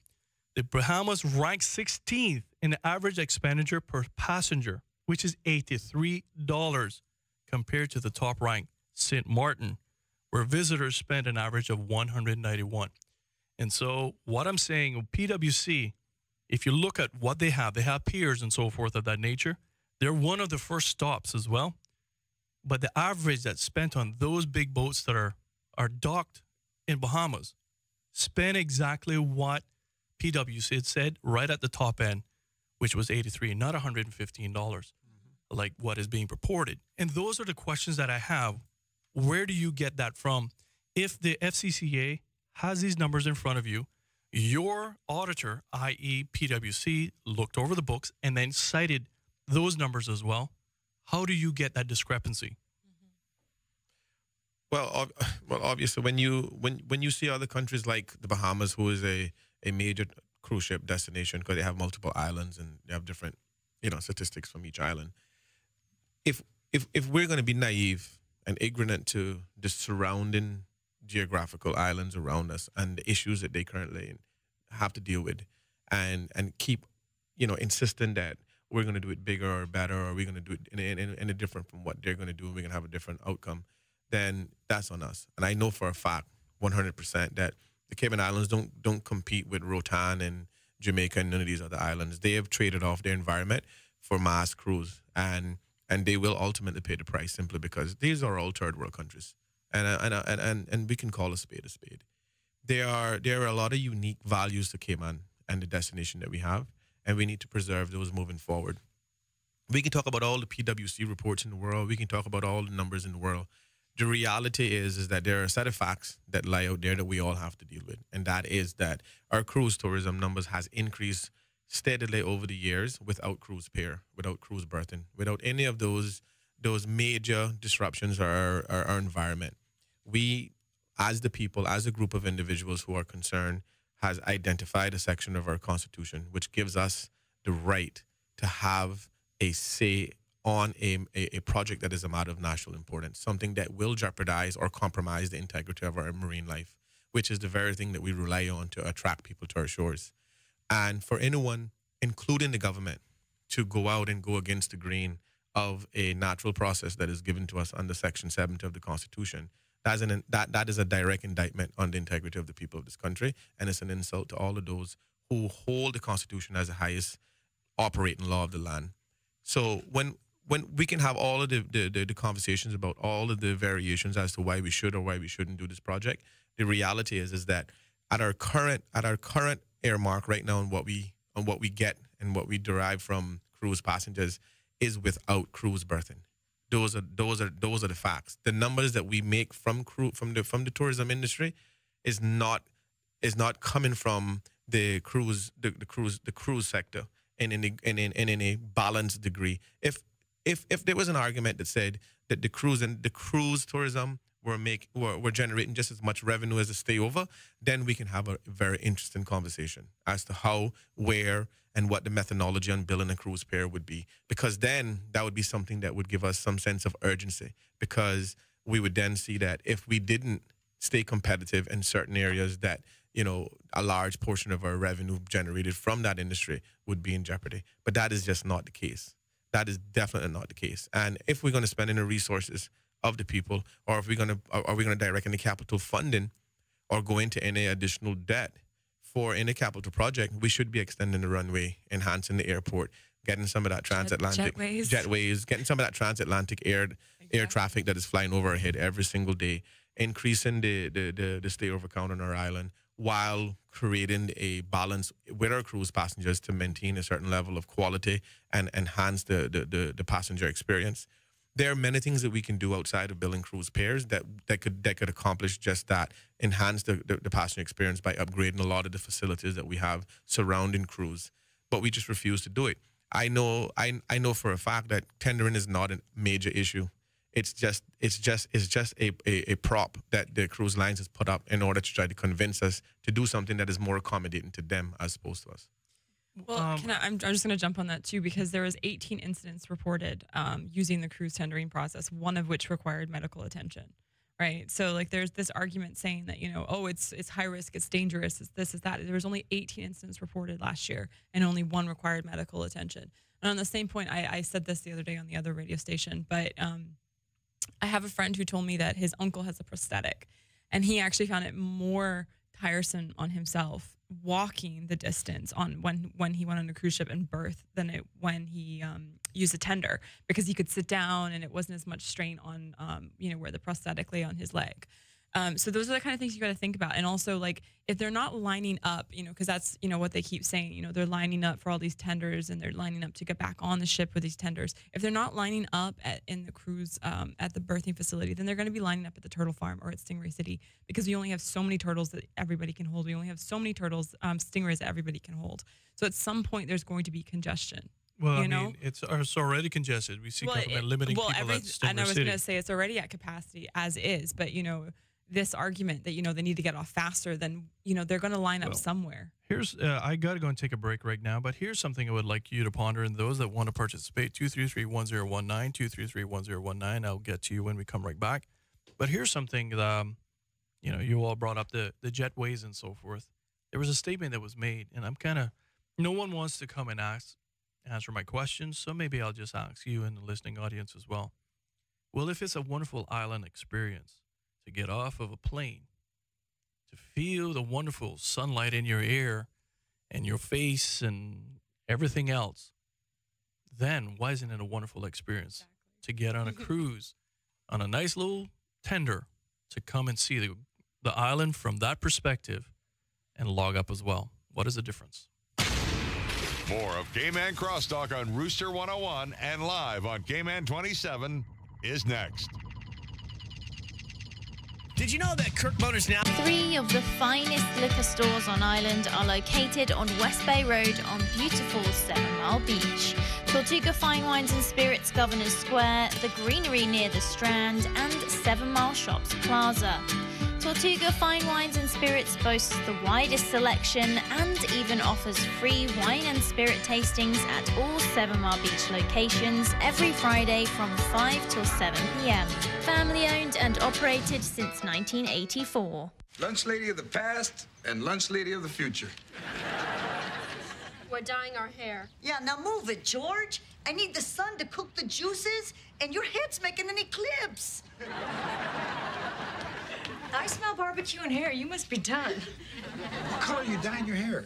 We're putting red streaks in it. Mom, can you talk to me before you start painting my kids? Remember when you were 13 and you shaved your head? Now we're even. Watch as global adventurer and filmmaker Marlon Dara journeys across the world's most beautiful countries and cities. You'll explore breathtaking landmarks, art, and architecture from the Caribbean, Europe, Central and South America, and so much more. Immerse yourself in the local culture, history, and beauty as you follow his endless journeys of adventure every weekday, only on Cayman 27. Come on. Here we go, baby. Work with me. Oh, well, okay. Okay. Ah. On. Hey, would you like your keys in your car? No, I have a shirt in the back. I'm trying to get on the hanger without opening the door. Sorry. Trying to help out. Moron.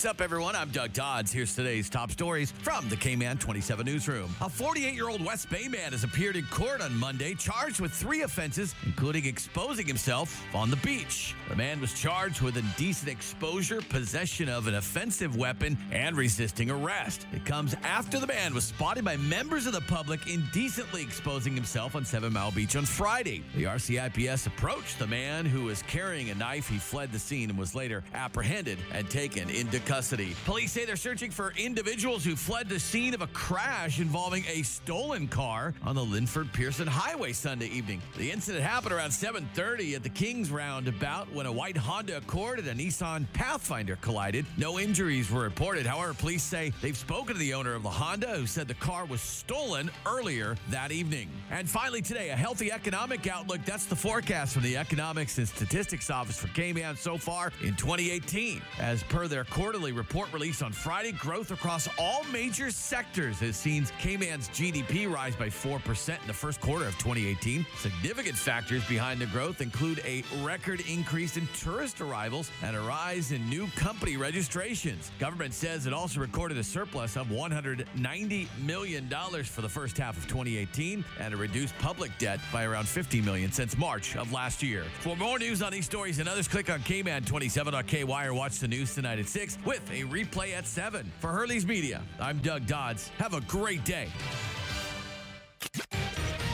Be a part of the conversation on Cayman Crosstalk by calling the Superior Auto Hotline, 233-1019, or message us on the Cayman Crosstalk Facebook page. Now, back to Cayman Crosstalk on Rooster 101 and simulcast live on Cayman 27. All right, ladies and gentlemen, thank you all very much. If you're just tuning in right now, thank you. I just want to say thank you very much for tuning in to Cayman Crosstalk. And we have people on the phone line, which is sponsored by Superior Auto, which is 233-1019, 233-1019. And if you're just tuning in right now, we have members from CPR, which is the People-Initiated Referendum, and Mr. Mario Rankin, and also Miss Michelle Lockwood. We got callers on the line. Hello, caller. How are you this morning?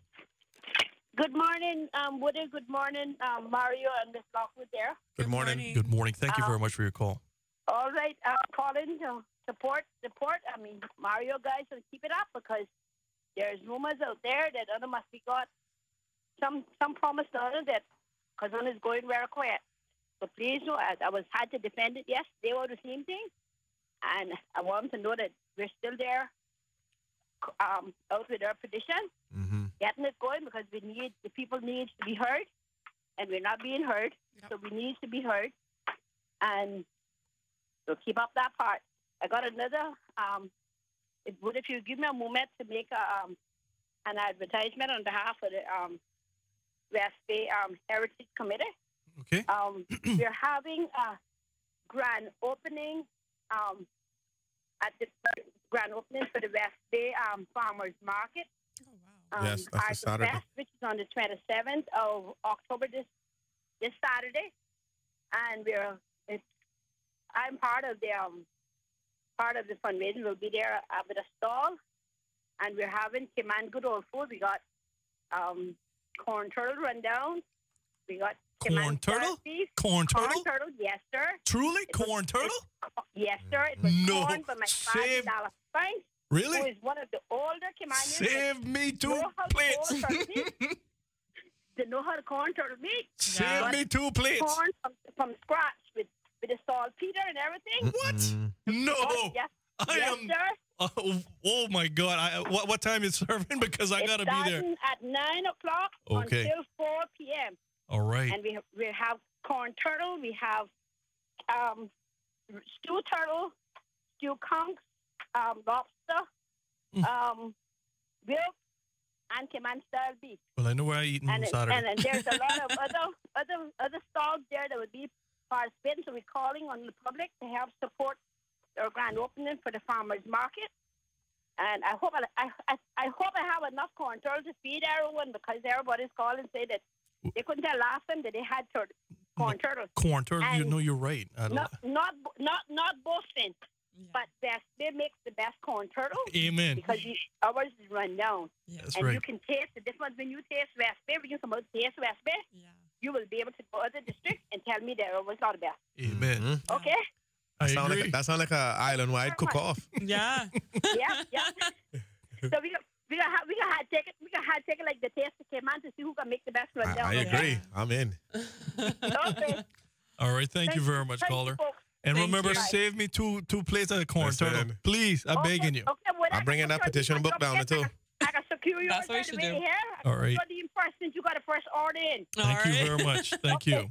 Thank you, guys. guys. Have a nice day. You too. And a lot of people don't realize what she said, corn turtle. That's why I had to ask twice, because people don't realize the old West Bay way or the old Cayman way of actually cooking turtle. Yeah. Which was a corn turtle with the saltpeter and everything else of that nature.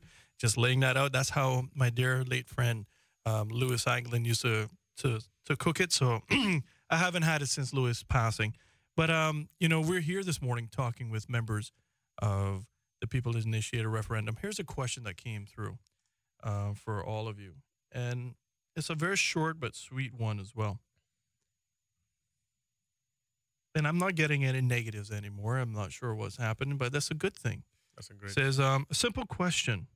Why would government be against a constitutionally protected right to have their people?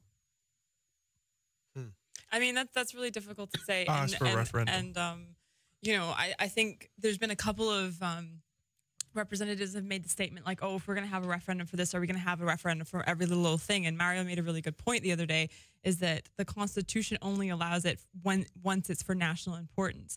And I think their argument is they're going to spend $200 million. I'm fairly certain it's going to be over that.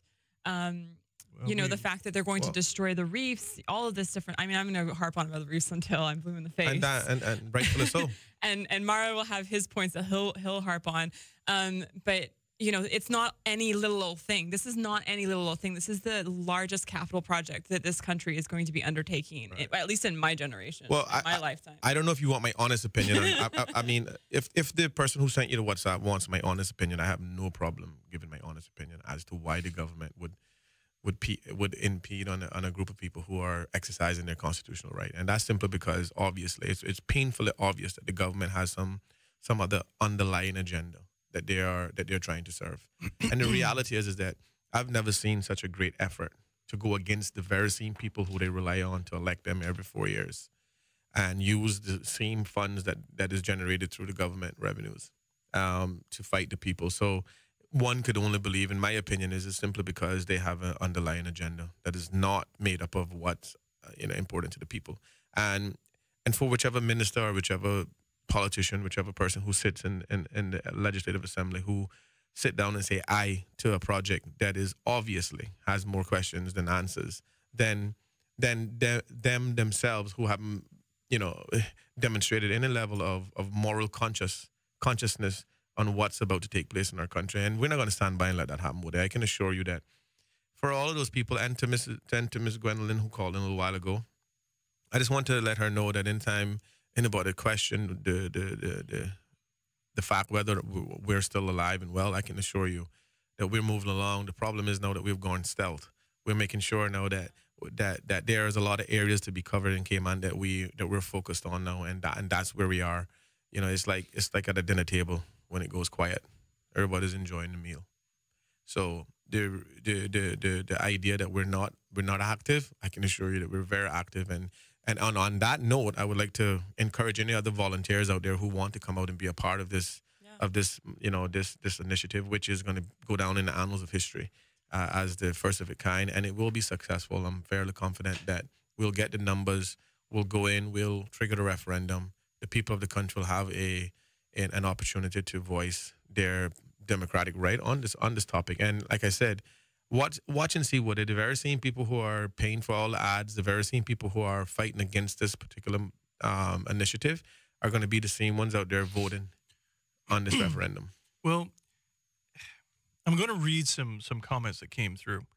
And I also have some stuff that I would, like I said, nobody answers my questions, all right?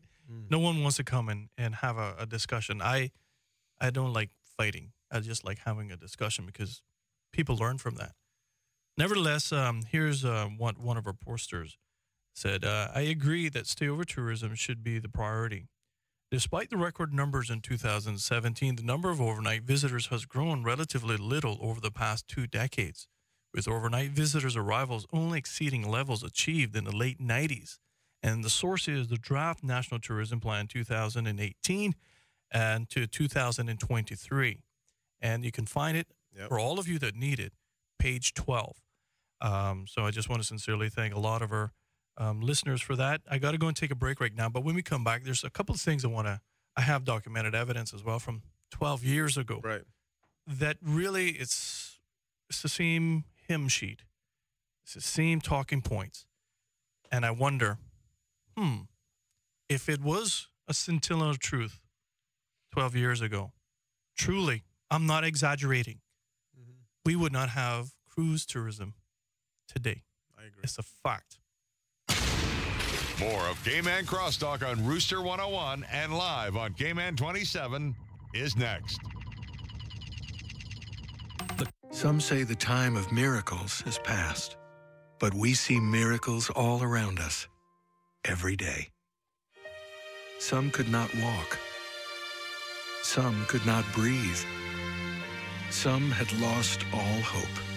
But something amazing happened. Something that can't be analyzed or quantified. Something that is more than good medicine. Holy Cross.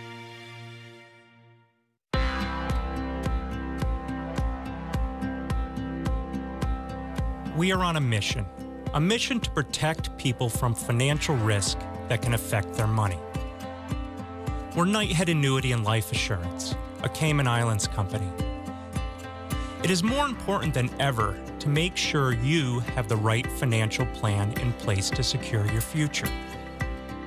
So we're on a journey to change an industry that can too often feel complex, confusing, and costly. We're making things simpler by specializing in fixed annuities. An essential product in any portfolio to help you grow and protect your savings by providing guaranteed investment returns. Predictable growth, peace of mind with Knighthead Annuity.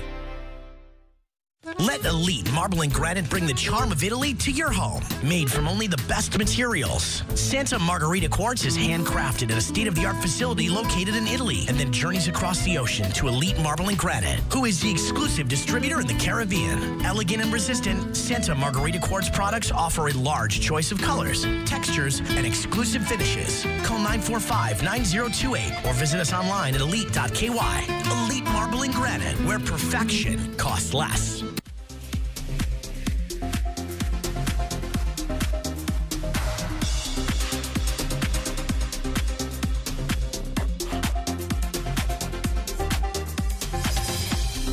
Weather forecast, I just want to sincerely thank Shamal Clark. He's my forecaster for this morning. Thank you very much, Shamal. And today you're going to have a high of 85 with the real fuel temperature about 95 degrees today. It's going to be partly sunny. Winds are going to be coming at you from the east-northeast at 9 miles per hour with an occasional gust of about 15. Shamal is telling me that's going to translate about 3 to 5 foot sea heights.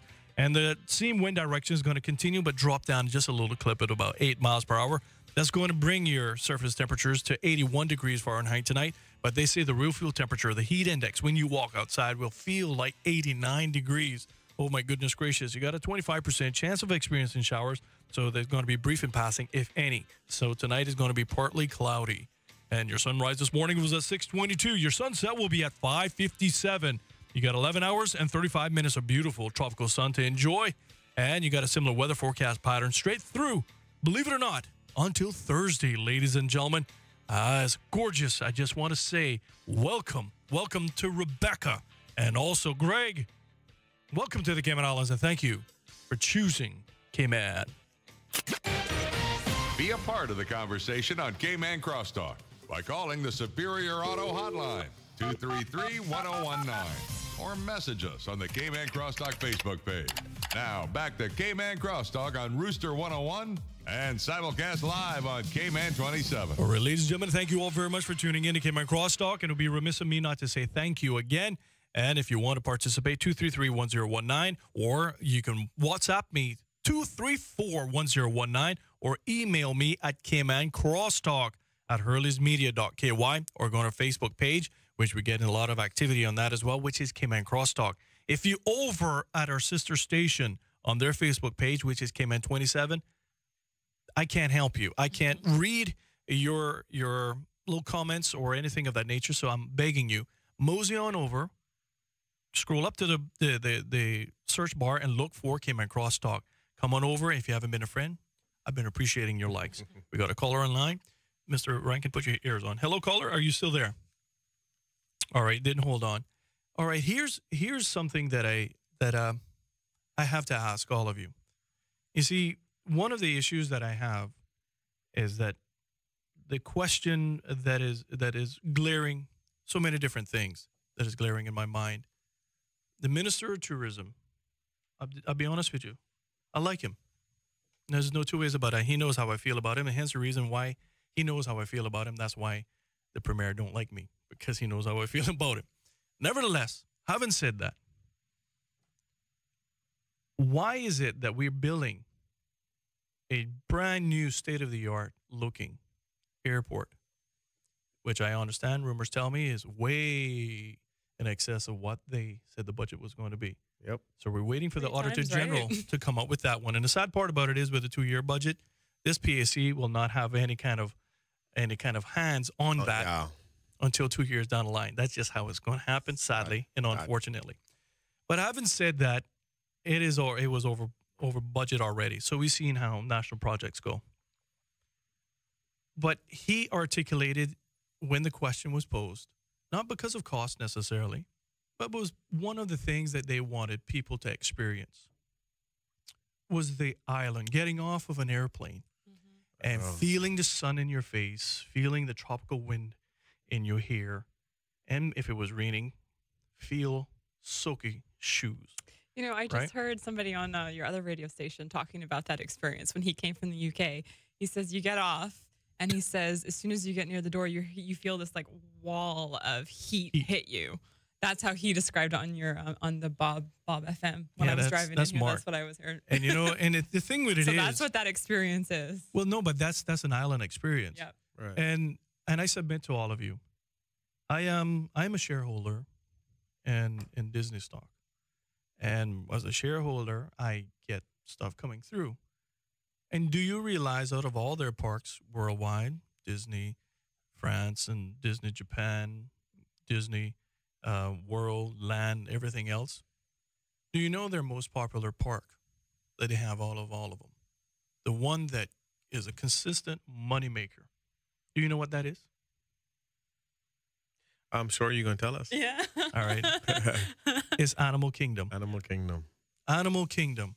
And the reason for that being is it's the most immersive park that they have, which the average person can't go to Africa and do a beautiful safari.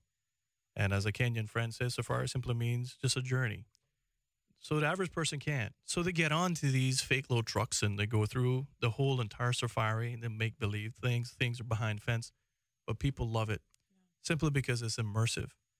Not a lot of this world, and that's why people go on vacations, to be immersed somewhere else, somewhere different from where they're at. I was going to say, it's certainly why I go on vacation. I don't go, in fact, I try not to go to the U.S. as much as possible because I feel like you've been there. I've been there, done that. And we're living it. Yeah, and I'm living it here. So I try really hard about going somewhere else, and I like to go to Europe and sit down and have a coffee, and like that's the kind of experience I want, which is what I'm saying and what we've been saying about Cayman is that instead of looking like how can we match every other part of the Caribbean, how about we think about what makes Cayman unique? What, like, we were talking about food when we started this segment. What is Cayman food? There's this distinguishing between Jamaican influence and Cayman influence. Why not make things so incredible and so authentic? Because I keep harping this on as well too, is that my generation is about authenticity. Make things that are authentic, and that's what people are craving, and that's what they want to know. They want to know, I have a friend that works at the Kimpton at concierge, and she told me the other day, she says everybody comes to her and they go, we don't want to go where all the tourists are. We want to go where the locals are going. So tell us where the locals are going. Yeah. That's what people want. They don't want to come off and have this experience, this cookie cutter experience.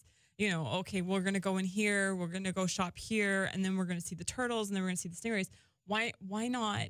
There's only the Charlie Roger that I think that does it, but they go to Smith Cove, and how much of our tours are going to the other side of the island, like the Mission House and Pedro Castle. That was something that one of our volunteers said recently, is that there are certain cruise ships that don't care to go east. Well, let's put it this way, and I say this respectfully. They cannot say that the East, you cannot go and enjoy it. The White House has certainly debunked that. Yeah. Yeah. Because you see, they could no longer take them to Tiki Beach, so now they're taking them There you to go. in town. But the point is that they have acquired their own trucks and buses, and they bus people. That's at least 4 buses a day. I cross them going home and coming back as well. And they're doing quite well in that particular environment. So the point is that if people really, truly wanted to see Pedro St. James and anywhere else, they would go, and they can go. It is possible, and people are doing that at the White House. What is happening globally, and if you look at the trends of national museums in the U.S., because that's where our clientele comes from, especially with cruise tourism, there is a massive drop in what they call historic tourism, which is for like Williamsburg, Virginia, has a dramatic drop. The Hermitage, when you're looking at Washington, D.C., all of those things, their numbers have dropped. And there is something with the millennial and the younger cruisers and the younger people that really don't buy into that anymore. It's like, let me just experience something different, something that maybe my great-grandparents seen. We've seen music coming back into fashion that is sound like something Mario and I grew up with in the early 80s and so forth. Music has gone back to the 70s and 80s mix. Fashion is coming back in that way. We're seeing Prince. We're seeing bell-bottom pants. We're seeing everything that's coming back in. So your generation, your millennial generation, is now experiencing and want to experience what we experienced, which is a different time of less the video games and so forth. And that is a fact of what is happening in America. Hence the reason why you can say we want an extra stay over tourism. We're going to go to Pedro St. James. Well, why aren't you doing it now? Because the White House has certainly proven that you can take people east, which is even much further, and are doing quite well, and getting them back in time to get on the boat. We got callers online. Good morning, caller. How are you this morning? All right. Hello, caller. I'm just going to take this little quick break right now, and we're going to come right back. And I want to read something someone sent over to me, a link as well for all of you. The opinions expressed by Cayman Crosstalk, its hosts, callers, or guests are not those of Hurley's Media or its sponsors. Here are your latest news headlines from the Cayman 27 News Team on Rooster 101's Cayman Crosstalk. Now, here's the news.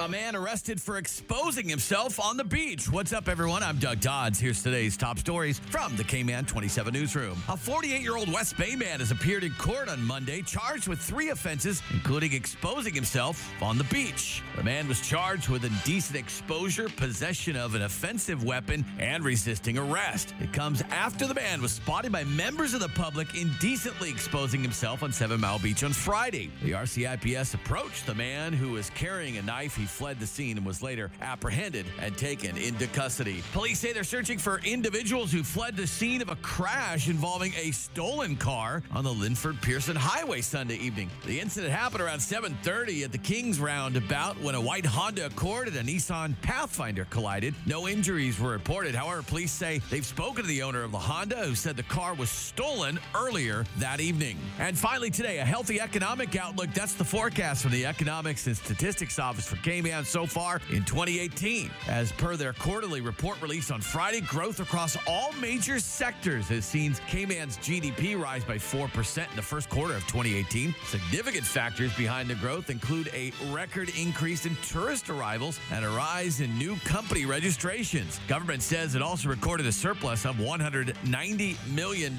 for the first half of 2018 and a reduced public debt by around $50 million since March of last year. For more news on these stories and others, click on Cayman27.ky or watch the news tonight at 6 with a replay at 7. For Hurley's Media, I'm Doug Dodds. Have a great day.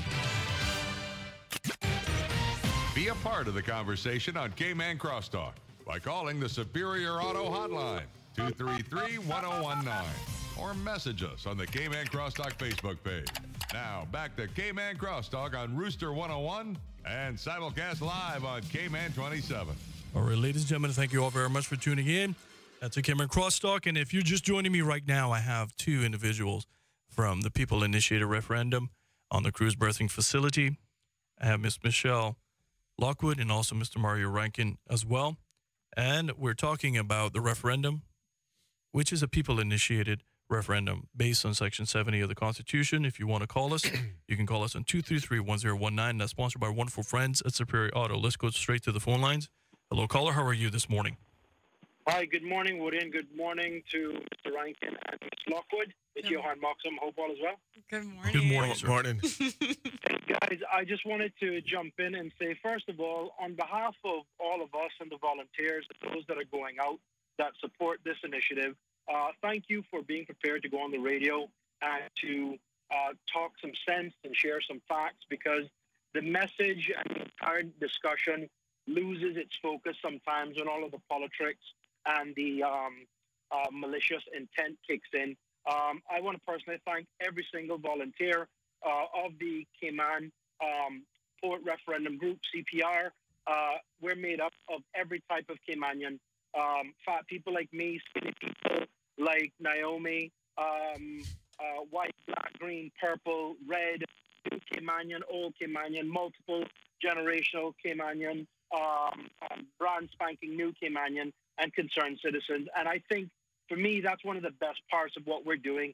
We, as concerned citizens, are unified by the collective purpose of exercising our democratic right under Section 70 of the Constitution. What blows my mind is that the people that are sworn to protect the Constitution and to represent the people of the Cayman Islands, paid civil servants elected by us, the people, are waging a campaign to deflect from the real issues, but more importantly, to spread inaccuracies and misrepresent the truth as to what we're about. I don't think there's anybody in CPR that is against, again, I say against the port. There are things where we accept cruise tourism is an important part of the overall tourism package. However, the way the politicians, from the minister on down to the minions and the Kool-Aid drinking zombies, they want to make this out to be people are against the port. If the government had done what it was supposed to do and effectively communicated, shared the facts, and were honest, forthright, and candid with the people, there would be no CPR, because at that stage we'd all have the facts. But the long and short of it is this: I find it hysterical, but also insulting, that the government can wage a public campaign, PR campaign, where they're using taxpayers' dollar. Every time you turn on the radio, that ad comes on, and that's fine. I get it, because that's how democracy works. However, they would have you believe that people are against the port. Sorry, let me speak for myself.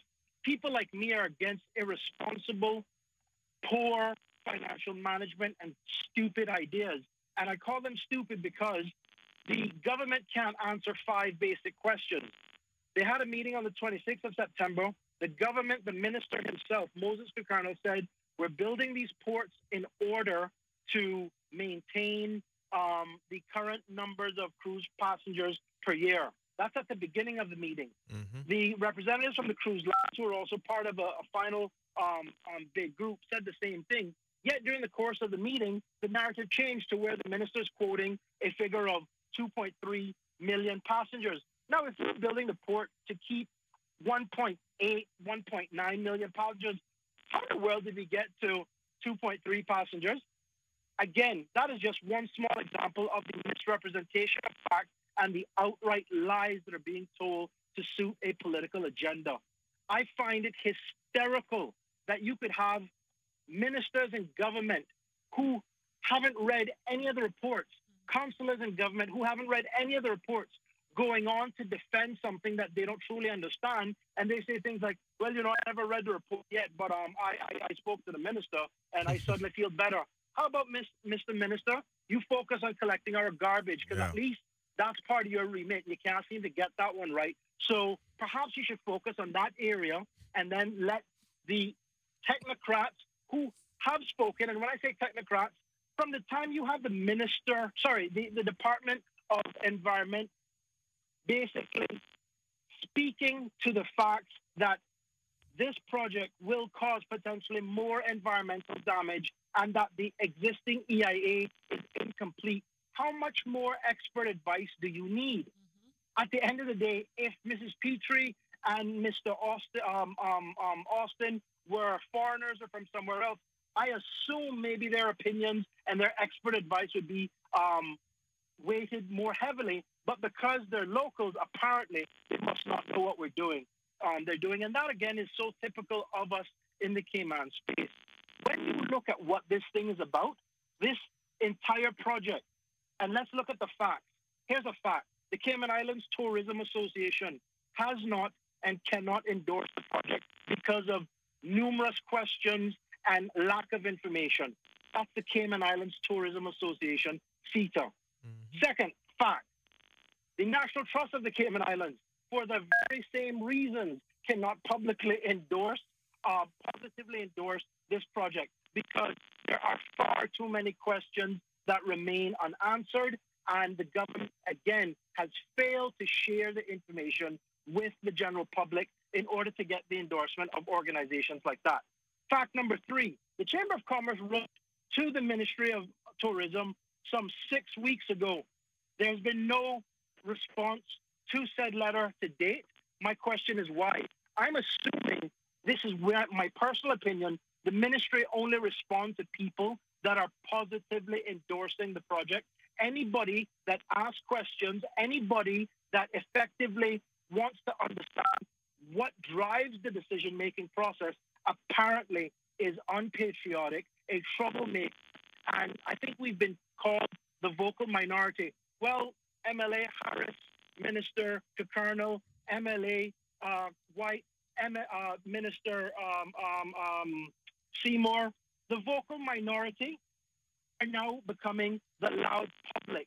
And key organizations and stakeholders that effectively you need the endorsement of are asking the very same questions that Woody DaCosta, Mario Rankin, Michelle Lockwood, Johan Moxham, and countless other 1,000 Caymanians are asking. It doesn't matter how many times you run a radio ad or how much you spend on print media.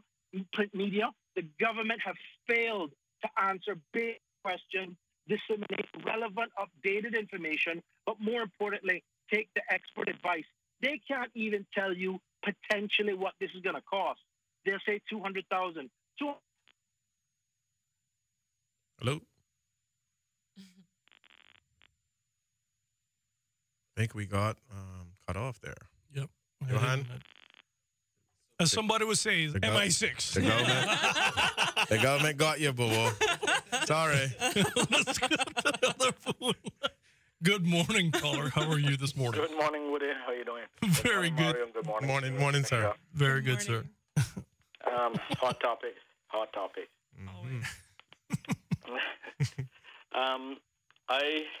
I before you go on, I got somebody that you probably would endorse as well.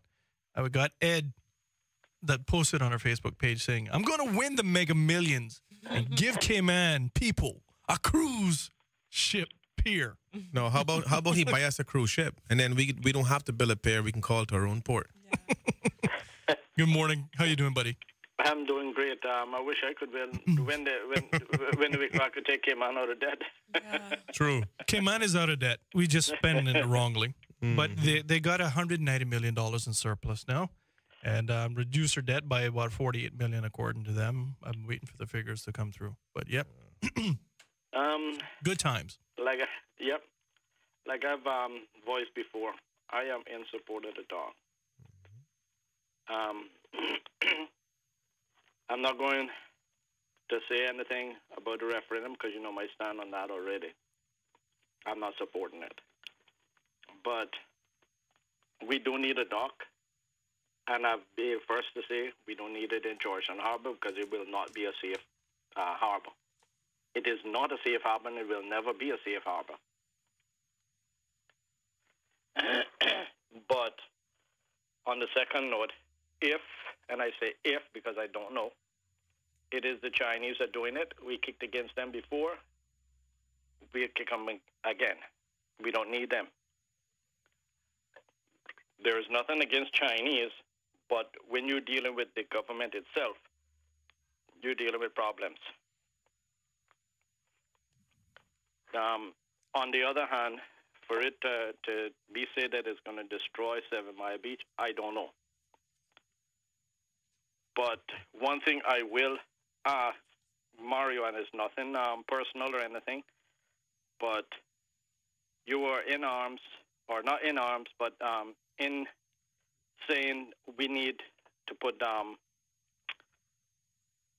a refinery here. Tell me whose benefit that was for. That's number one. Number two, do you think that that wouldn't have destroyed or eco tourism or whatever economy? You want me to answer now, or you got another question? No, you can answer those. All right. You can't prove to me that it wouldn't have destroyed it. Well, you asked me the question, or you already asked the question and already made up your mind on what the answer should be? Both. So what you want me to do? Answer it, or you want to just keep? No, I want you to prove to me that it wouldn't. Okay. Well, I'm asking if you have another question so I can answer the one that you pose. No, I told you before. I Okay. have another I got one. question. All right. Okay. Good. All right. You have another question? No, not yet. All right. Well, I'm gonna cue you in on something right quick, and I don't want to go too far off topic because this is not why we're here. But let me, for your own personal satisfaction, number one, did you ever see the overall project? No, I didn't see any of the projects. Okay. So it's fair to say that you can't have an opinion on something you know nothing about. That's not true. Okay. Secondly, when you use the word oil refinery, again, and this goes back to how much you know about the project that was proposed, and I would be more than willing to show you because I still have it. I still have the entire Well, I know business. you would. I know you would. You want me to answer the question, sir, or because I want to answer it as clearly as possible. I'm asking you to answer that. All right. Listen, we're not going to get into what happened before. If you want a question, you pose the question. If you want it answered, I'm asking you, caller, to just keep quiet until he's finished articulating. What if he asked a question back and I answered it and never went on? No worries. Let me just quickly go over it because I don't want to waste too much time on it. Number one. Yeah, plus I got to pay bills. Number one, it was a modular plant that was 100% emission free. In fact, what it was going to also do in turn on with the carbons that CUC is currently pumping out of their 17 generators every single day, 365 days of the year. We were going to take their emissions, pump it through the same CO2 scrubbers that we were putting on the refinery, which, by the way, a refinery don't put out carbon, it's just blow off. And those blow-offs would have went through CO2 scrubbers, which would have been pumped into 4 acres of greenhouses, which would have grown strawberries right here in Cayman in the climate control. Again, number one, that refinery, and let me tell you the benefits that would have had. And that would have been half the size of the current utility company that we have right now. It was proposed to be built right next to it, so that it would have been in the same high industrial area. That's number one. Number two, it was going to take all of their carbon that they're currently pumping into the air and turn it into clean CO2. Number three, let me tell you the benefits. Buckle up for this one. That refinery would have made Cayman self-sustaining. We would have never had to import another refined product in our country ever again. We now currently ship in refined product, which is far more high risk than crude oil. And at the time that crude oil would have came in here, it would have been in a crude oil form in its natural state. And whether you know it or not, right offshore in our harbor in that trench, there is natural oil seeping from the ocean floor in its natural state. Secondly, the benefits from that would have derived 6,000 barrels per day is what we were planning on producing. The Cayman Islands currently burn 2,800, but at that time it was 2,800 barrels per day. CUC being the largest burner of 110,000 gallons of diesel per day. All of that revenue, which amounted to $750 million per annum, would have stayed in the local economy, and there would have been a sovereign fund set up that would have went back to the Cayman Islands people in the tune of $250 million every single year. And that would have been into a sovereign fund that could have paid for healthcare, education, social programs, anything else that this country needed. That fund would have been there. And the more money generated from that company would have increased the sovereignty that went into it. If we had put a similar mechanism in place on the financial industry of this country that derives 25% of $3 trillion being managed out of hedge funds and mutual funds, and took 5% of that and out of the service fees and put it into a sovereign fund, we wouldn't be talking about where we're getting money from today. That would be $2.5 billion a year generated from revenue from a sovereignty, from an industry that has posed to make millionaires and wealthy people out of it. So this particular refinery was going to only accommodate our need for refined product. So if you're saying that you okay with having the tanks built out at Jackson Point with a submerged line that is 40 years old to pump refined product on our shores, but you have an issue with pumping in crude that we could have refined here locally, environmentally friendly, far more friendly than what we have now, then I think you need to find the business case. And I think before you open your mouth about opinions about something you know nothing about, you should get informed. That's my opinion. That's your opinion. It isn't mine. All right. Caller, thank you very much. You're welcome, Woody. Thank you. And I got to go and take some breaks. There's others on the line, 233-1019, 233-1019. And also, when we come back, I wouldn't mind kind of discussing some things that were said over 12 years ago as well regarding the birthing facility. And like I said, if I had any scintilla of truth, we probably wouldn't be celebrating, talking about Cruz birthing and the numbers today. More of Cayman Crosstalk on Rooster 101 and live on Cayman 27 is next. It's that time of year again for the annual Cayman 27 Parade of Lights, brought to you by Bogle Insurance Brokers Limited. We're calling all boats to join us Saturday, December 1st at Camana Bay as the water comes to life with this year's theme, Christmas Around the World. It's completely free to enter, and there's a chance to win $1,000 and 2 general admission tickets to Kaboo. Or enter just for fun. Private and commercial boats are welcome. For more information and to register your boat, click on cayman27.ky.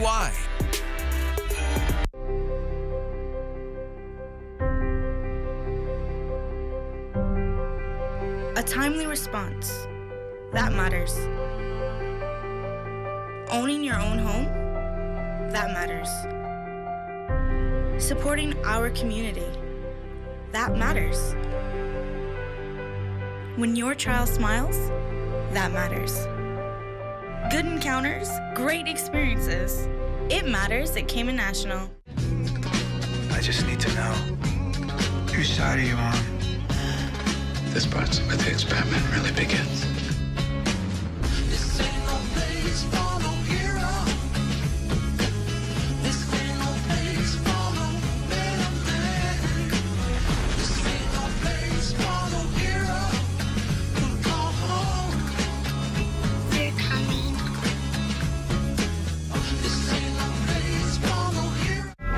Dynafroze, Dragon's Revenge.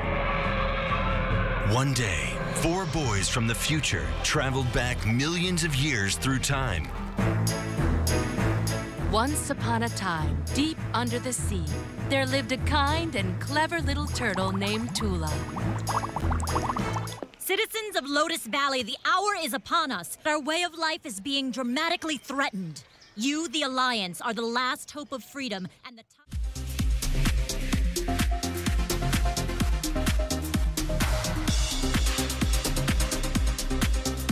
Auto Hotline, 233-1019. Or message us on the Cayman Crosstalk Facebook page. Now, back to Cayman Crosstalk on Rooster 101 and simulcast live on Cayman 27. All right, ladies and gentlemen, thank you all very much for tuning in and letting us be part of your morning and part of your day. I'm going to go straight to the phone lines. Good morning, caller. How are you this morning? Hello, caller? Yeah, morning, Woody. Yes, sir. Yes, sir. Good morning. Good morning. Yeah, good morning, guys. How are you all doing today? Fantastic. Fantastic, sir. All right. Sir, sir, I just want to let you know, it sounds like you're in Yeah, hold on. I'm going to get... Is that better? Yes, sir. A lot better. Yes, sir. All right. This is Sean here. I guess you guys don't know my voice by now. But anyway, I just want to say, you're still talking about the port, or your guest has left, or... No, sir. They're still in the studio, sir. Okay.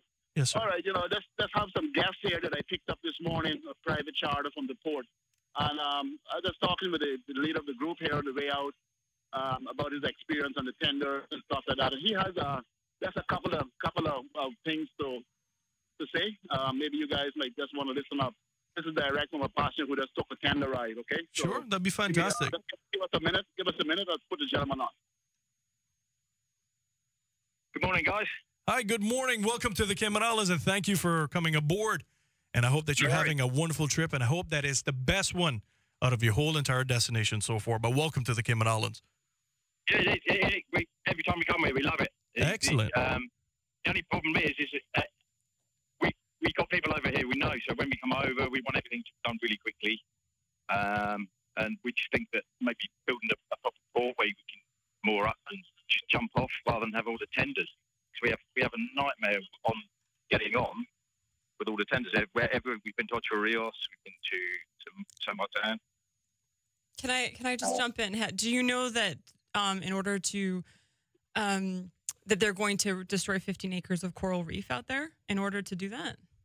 Say that again, sorry? Did you know that they're planning on removing 15 acres of coral reef? Have you been diving at Eden Rock or Devil's Grotto? I learned to dive at Eden Grotto. Okay, and so that's exactly around there. That's what they're going to destroy. So that's what they're going to destroy in order to have that cruise birthing facility. Just so you can get off early. Just so you can get off early. What, the whole of Eden Rock is going to... Exactly. Yeah. Eden Rock will be gone. Did your tour operator care to tell you that much? Soda Reef will be gone. All the major reefs all around of those reefs. Would you still want to come off quicker in order to destroy those reefs? We were told that around Eden... Of course. Eden Rock is fine. No, no, it's sir. not. No, sir. Straight out from you were told a lie, sir. No, that's sir, all. I'm glad that you came here multiple times. Seriously, I really am. And that you learned to dive at Eden Rock. But I got to set the record straight here. Our director and deputy director of the Department of Environment, which takes care of our marine environment, said categorically that Eden Rock... We're just trying to give us our experience of coming here and what we see. So no, but we tenders just... are a pain. Hang on, let me finish. Tenders really are a pain, and it mars what we feel about the island. We land on the island with being quite grumpy, and then when we meet everybody, we're fine. We're fine from there. Brilliant. And I'm trying to let you guys know what we feel as we hit the island. It's the best island. You're the richest island. You've got all the infrastructure. You've got everything here. Apart from getting on and off is not good. So every time everyone lands on the island, they're grumpy before they start. And it's only when we meet the people, we see the tours, we do everything, that you end up loving the Cayman Islands. That's not true, sir. Not everyone, just you, apparently. Sir, I just want to ask you, though. You can't say that's not true, because that's my opinion. Did you speak to everyone that got off today? Pretty much in this group, yeah. You and your group is how many? There was, 15 people? We've got about 50 people in our group. Okay, and there are thousands of people on shore. You spoke to everyone that came off? No, I'm talking about myself. You cannot represent everyone, sir. That's what I'm asking you not to do. Because we can let you watch video of people who actually love the tenders. Please don't interrupt me while I'm talking. Okay, I put my point across. You listen. You talk to me. I listen. We're not building a pair because of one person's opinion. All right. Okay. Thank you for listening, sir. Or not, sir. And thank you. Now. No, but you have a good day, sir. Thank you very much, sir. Sir, before you go, hello. No, I just want to. Just like the, no, Sean. We're not gonna allow one person. No, we're not building a pair for one person. You put them away, and you don't deal with it how you should be doing. But anyway, they have 50 people in their group, and they're all upset because of a tender ride. Let's imagine that. Lovely, and the other 6,000 are just fine. You're gonna have a good day. You have a good day. You take good care of those people. Make sure you tell them that you're destroying 15 acres of coral reef when you make them call it back. Well, Sean, I think too, and I say this with the greatest of respect. If he was, or he hung up. If we got to be fair and just let the gentleman know that Eden Rock will be. Eden Rock, Devil's Grotto. You know what? Damaged. I'm not one to be disruptive, but at the end of the day, I'm not going to allow one single passenger to come on this island. And no, let me just be clear. The gentleman is misinformed, right? Grossly misinformed. And for him to speak on behalf of the thousands of tourists who come here who have no issues with the tenders, it's unfair. And I'm not going to let him say it over the radio so other people can get the wrong impression. It's not right. I can show you. Do you know that CPR? Well, Mario, I say this with the greatest respect. I understand what you're saying, but when you interrupt people like that, then the negative connotation comes across, and whatever it is, and that's fine, and that we can have good conversation. And that's fine. And the question that I wanted to ask him was that he came here multiple times, but the very first time that he came, which is, believe it or not, you can go to SCCA stats. Right. The majority of cruisers, and I believe is close to 78%, are first-time cruisers. Mm-hmm. What do they feel? What did he feel the very first time coming on a tender? Yeah, that might be a lot different. Those are the initial, because if you come here multiple times, then you realize that, you know what? I've been here before. So the feeling is different. But the very first time, for those, the majority is the first-time cruisers. That's the question that you need to ask them. And as he said, our people make the difference. But also, again, I'm going to go back to this. I mean, he's obviously off the line now, but the disembarkation rate, according to the Baird report, is not going to change as currently achieved with tenders. It would have also been nice to have known which cruise ship he had come off of, because... Well, there's only 2 out there, so it's one of those 2. And one of them is Royal Caribbean. Right. But... You know, I mean, to my point, I don't think he understood that Eden Rock and Devil's Grotto were going to be destroyed. And my question to him was going to be whether or not he would have wanted to have the tender experience removed in favor of a berthing facility so that then he wouldn't be able to dive Eden Rock. Because that was where I was going with that point, because clearly it wasn't represented to him that those reefs are going to be lost. Yeah, well, he didn't know that. And that's hopefully next time we can have that kind of conversation. We got to go and take a break. I got to pay bills right now, but we want you to participate. 233-1019.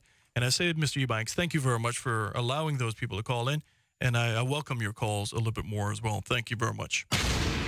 More of Cayman Crosstalk on Rooster 101 and live on Cayman 27 is next.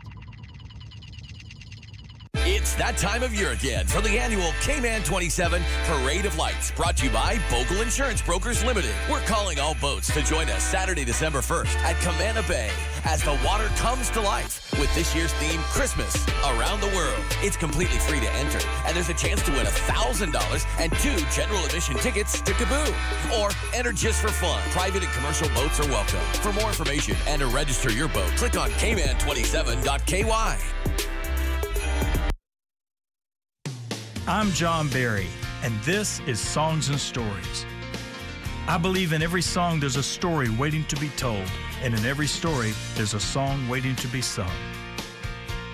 Each week I'll have a friend stop by who will share great songs and personal stories in a unique setting that have been part of their life and career.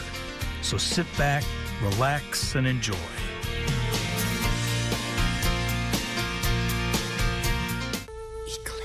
Eclipse Hair Design and Day Spa presents Beautiful You every second and last Thursday of the month. The beauty experts will draw from experience and share tips for personal beauty care, how to have healthy hair and glowing skin, flawless makeup application, and the latest trends and style tips. Watch Cayman 27 every second and last Thursday of the month for Beautiful You. Brought to you by Eclipse Hair Design and Day Spa. Australia's best anglers go head-to-head in this premier tournament, the Australia Fishing Championships. This popular fishing show sees the country's best casting their lines across the outback. From the freshwater lakes and rivers to the spectacular tropical waters of the coasts. These fishermen try to reel in the biggest fish out there. Watch on Cayman 27 to see who lands the biggest catch.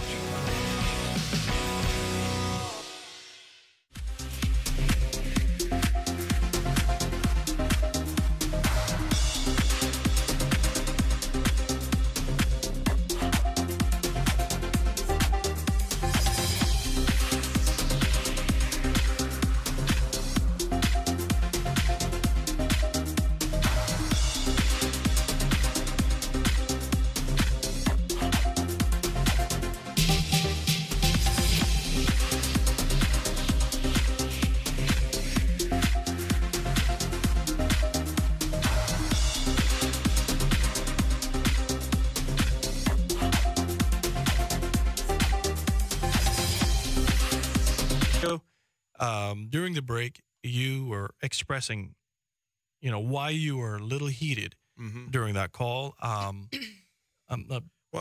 I just want to say I hope that I didn't know that at the time, but I hope that we can have better discussions and that. Well, really not cutting people off. Well, and it wasn't. It wasn't something that I don't. It's not that I wanted to cut the gentleman off. It's because number one, Woody, is that CPR has never posted one video on our website that I have access to and we all have access to of tourists saying how much they love the tender rides. We've never said that. You know why? Because we wanted to remain neutral. We wanted to remain a public effort so everybody can get on board. When the gentleman called, I had got a message from a very reliable source. In fact, one of his own kin, that simply stated that the gentleman that he had called in was a very close relative to his wife. And I thought it was disingenuous for him to have that person call in to say they've been here for many years, or they've been coming here for many years, which we're very grateful for. And the reality is what is, when someone is gonna be put up to say something that is tailor-made towards trying to mitigate. We don't have any issue having a debate about the issues, Woody. And I challenge them to call in or give us their name so that we can verify whether or not the information I got was incorrect. The reality is, Woody, is that I'm here representing the Cayman Islands and everybody in it. And listen, the island itself has no defense mechanism other than the people who live on it. Our island is only as good as we allow it to be or we make it to be. If we don't fight for the best thing for our island, who is going to do it? The island can't fight for itself. We have to fight for it. We are the inhabitants of this island. We need to take care of it. So when we have people, that is deliberately trying to sidebar or misconstrue what the actual facts are, because 50 people don't represent the millions of people who come here. 50 people don't represent the couple thousand that are insured today. And I can almost contest that if I went into town right now with my cell phone and did a video and asked random people, I'll just do 20 people, and I bet you 19 out of those 20 don't have a problem with the tenders. If I explain to them the entire story, hey, are you in favor of destroying all of the coral reefs and the surrounding areas to build a cruise pier so that you can get off easier? I can do that easily, but that's not the motive that we're representing. We need to protect our island, Woody, and we need to do it at all costs. And if I get a little bit offensive or when someone talk stuff that is not true, that's my nature, and I apologize to the other listening public, because I didn't want it to come across as distasteful. But the reality is, I'm not going to allow someone who come to our shores to represent everybody who come to our shores by saying things that he's not properly informed about, and worst off, where he may already have an underlying, agenda based on the information that I received. All right, we're going to go straight to the phone lines right now. Hello, caller. Hi, morning. It's Johan. Sorry, I got cut off. It felt like I was at Radio Moscow again, and the Russians talking the phone or something. No, it's the thing with it is they cut you off purposely. Me, as one of our posters says, is MI6. Who's they? What is? Who's they? OC work one enough? Lord have mercy. Anyway, I just want to say what you guys just explained on the radio is indicative of what has been going on from the pro-port lobbyists from day one. Once they figured out that the people were using their voice, the people were galvanizing, the people were unified, asking all the right questions. If you have to get to the stage where you're being disingenuous and using that sort of tactic, what else will they do, and what else are they not telling you? Now, listen, I don't want to be a part of any sort of campaign like that, but I'm telling you, that's not the first time a situation like that has occurred. And you have to understand, Woody, and to the listening audience, desperate people do desperate and stupid things. And ultimately, they out themselves because, people are smart enough to understand what's going on. This is about money. At the end of the day, connect the dots, follow the money, train and understand. Government-sponsored corporate welfare is one of the key drivers as to why this project is being pursued by any means and all means necessary, fair or foul. If we are interested in the facts, surely we should be able to get some sort of survey results from the cruise lines who are responsible for the passengers. That's right. as they board the tenders to come to Cayman and board the tenders to get back on the ship. Or alternatively, you could run a survey or get the information from the actual tender company providers. But we aren't really interested in the facts. We're interested in muddying the waters. We're interested in painting a picture that Mario's evil, Michelle's evil, Johan's evil, and anybody who doesn't drink the Kool-Aid, who doesn't buy into their agenda, and who can see the forest for the trees, they're the problems. But the problem is this, ladies and gentlemen. The country and the citizens are waking up. We ask the same questions all the time. The government can't tell you to this day, October 23rd, 2018, where are you going to put 2.3 to 3 million passengers? Where will they be accommodated? What facilities are they going to be using? What they can't answer something as basic as that. So you want to get them here, but where are you going to put them? Secondly, if you're going to have that many people because you're chasing the almighty dollar, your own experts at your cruise as you're at your tourism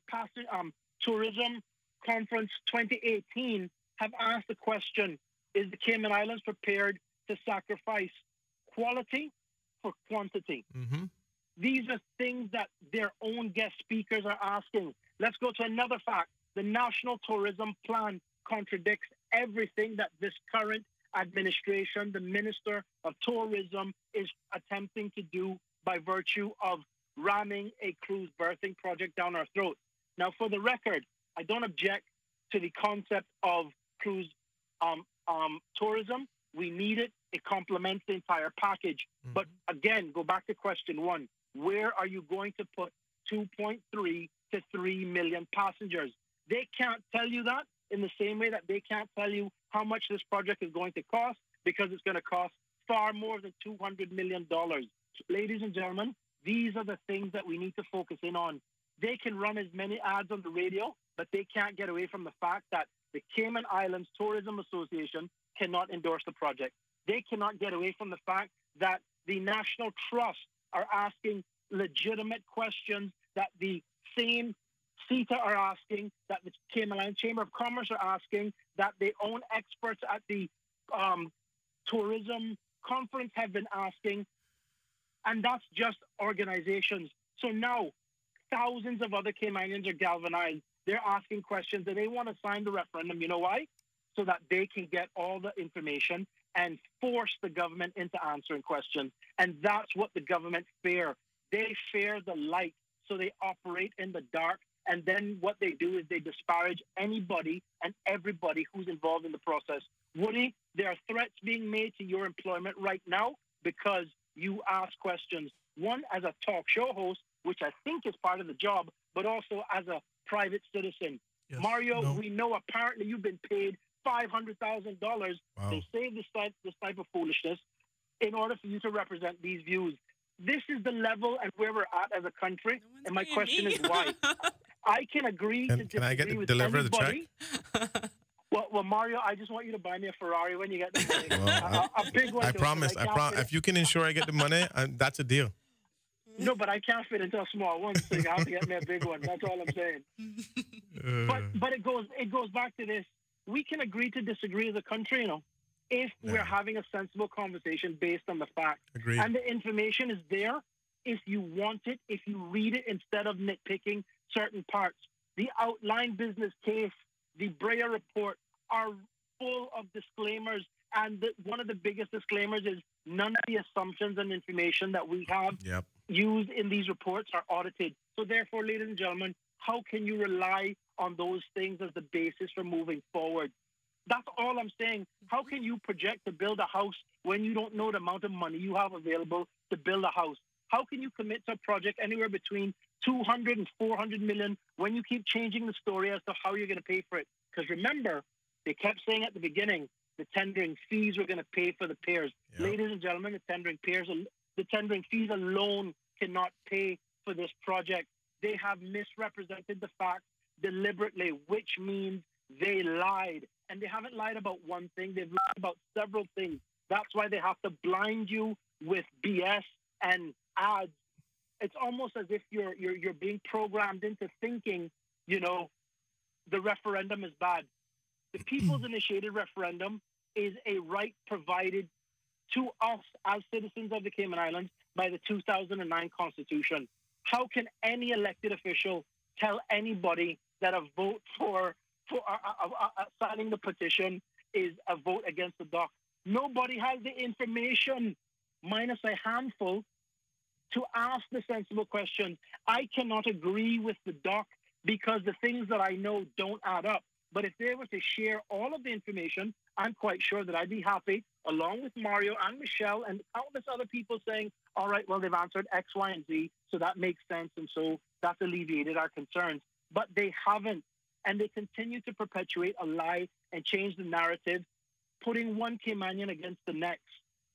That's what it is. Nothing more. You know why? For the almighty dollar, so that a couple people can make some money and the rest of us can pay for it. That is called government-sponsored corporate welfare, and that's what this governments are all about. If we can help the big businesses and the retail businesses who need it, we must be able to help the small and medium-sized businesses, and we must be able to help the water sports operators, taxi drivers, tour operators, negotiate better deals for those people. Show them that you care instead of using them, because that's what they're doing. And then they paint a picture that we're all evil because we care and we love our country. We all want the same things. We just have a different perspective, and some of us are prepared to ask questions, speak the truth, and out them for being a bunch of charlatans who care nothing more than their next paycheck and getting elected. That's why certain politicians can flip-flop. 1 minute they stand for this, the next minute they completely drink in the Kool-Aid and they buy and believe it all. So I know I've said a lot this morning, but see it for what it is. The organizations that are imperative and key stakeholders can't support this initiative. Our own technocrats at the Department of Environment can't provide and reach a level of comfort with this project. So how in the world can the cabinet reach that decision? Oh, I forgot. They get financed by people in campaigns, so therefore they are owned, because all a campaign finance donation really is, when you get into the big money, is a return on investment is what they're seeking now. Some of our politicians have been bought and paid for, period, point blank. Period, point blank. Agreed, 100%. They can tell you they've never read the report, but they can support the project. Yeah. Really? I have a 3-year-old that got more sense than that. Come on, Cayman, wake up. Sign the petition, use your rights, Section 70, and let's get them to give us all the facts so that we can all be informed. Thank you very much. Have a great day. All right. Thank you very much. We've got a lot of social media as well. I gotta go and take a break right now. But before we end, here's one social media that came through, and lines are lit as well. There's a lot of them that came through. It says the caller seemed to be a mouthpiece for Mr. Ebanks. Plus, sadly, that the caller is telling us as the Caymanian people he couldn't give a rap's derriere about our environment. Of course not. And another one says, I'm really appalled by the manner that your guests would not let the caller get his points across. Extremely disrespectful. That is not Cayman. Mario, you need to simmer down. I'm just reading it. This lady that knows you, and I have to understand that, and Mario has to understand as well, he's not speaking for all Caymanians. So those are some of the statements, and others I will read as well that we come through. And plus the lines are lit, 233-1019. More of Cayman Crosstalk on Rooster 101 and live on Cayman 27 is next. Like finding money? Well, next Lakers on TV, and then I thought I'd try to get on top of all Audrey here.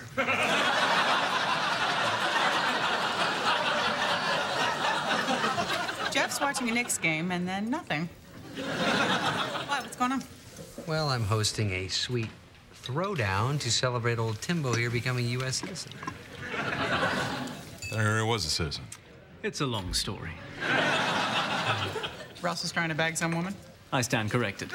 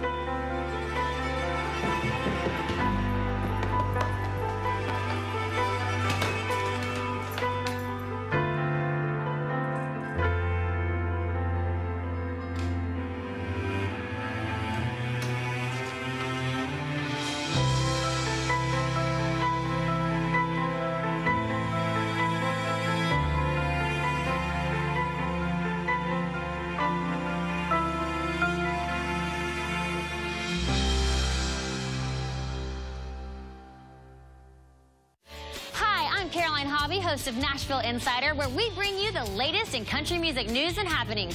Join us as we interview your favorite artists and go behind the scenes of country music's hottest events.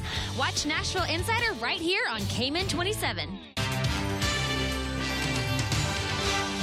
If it matters to you, it matters to us. We're Cayman 27, Cayman Informed.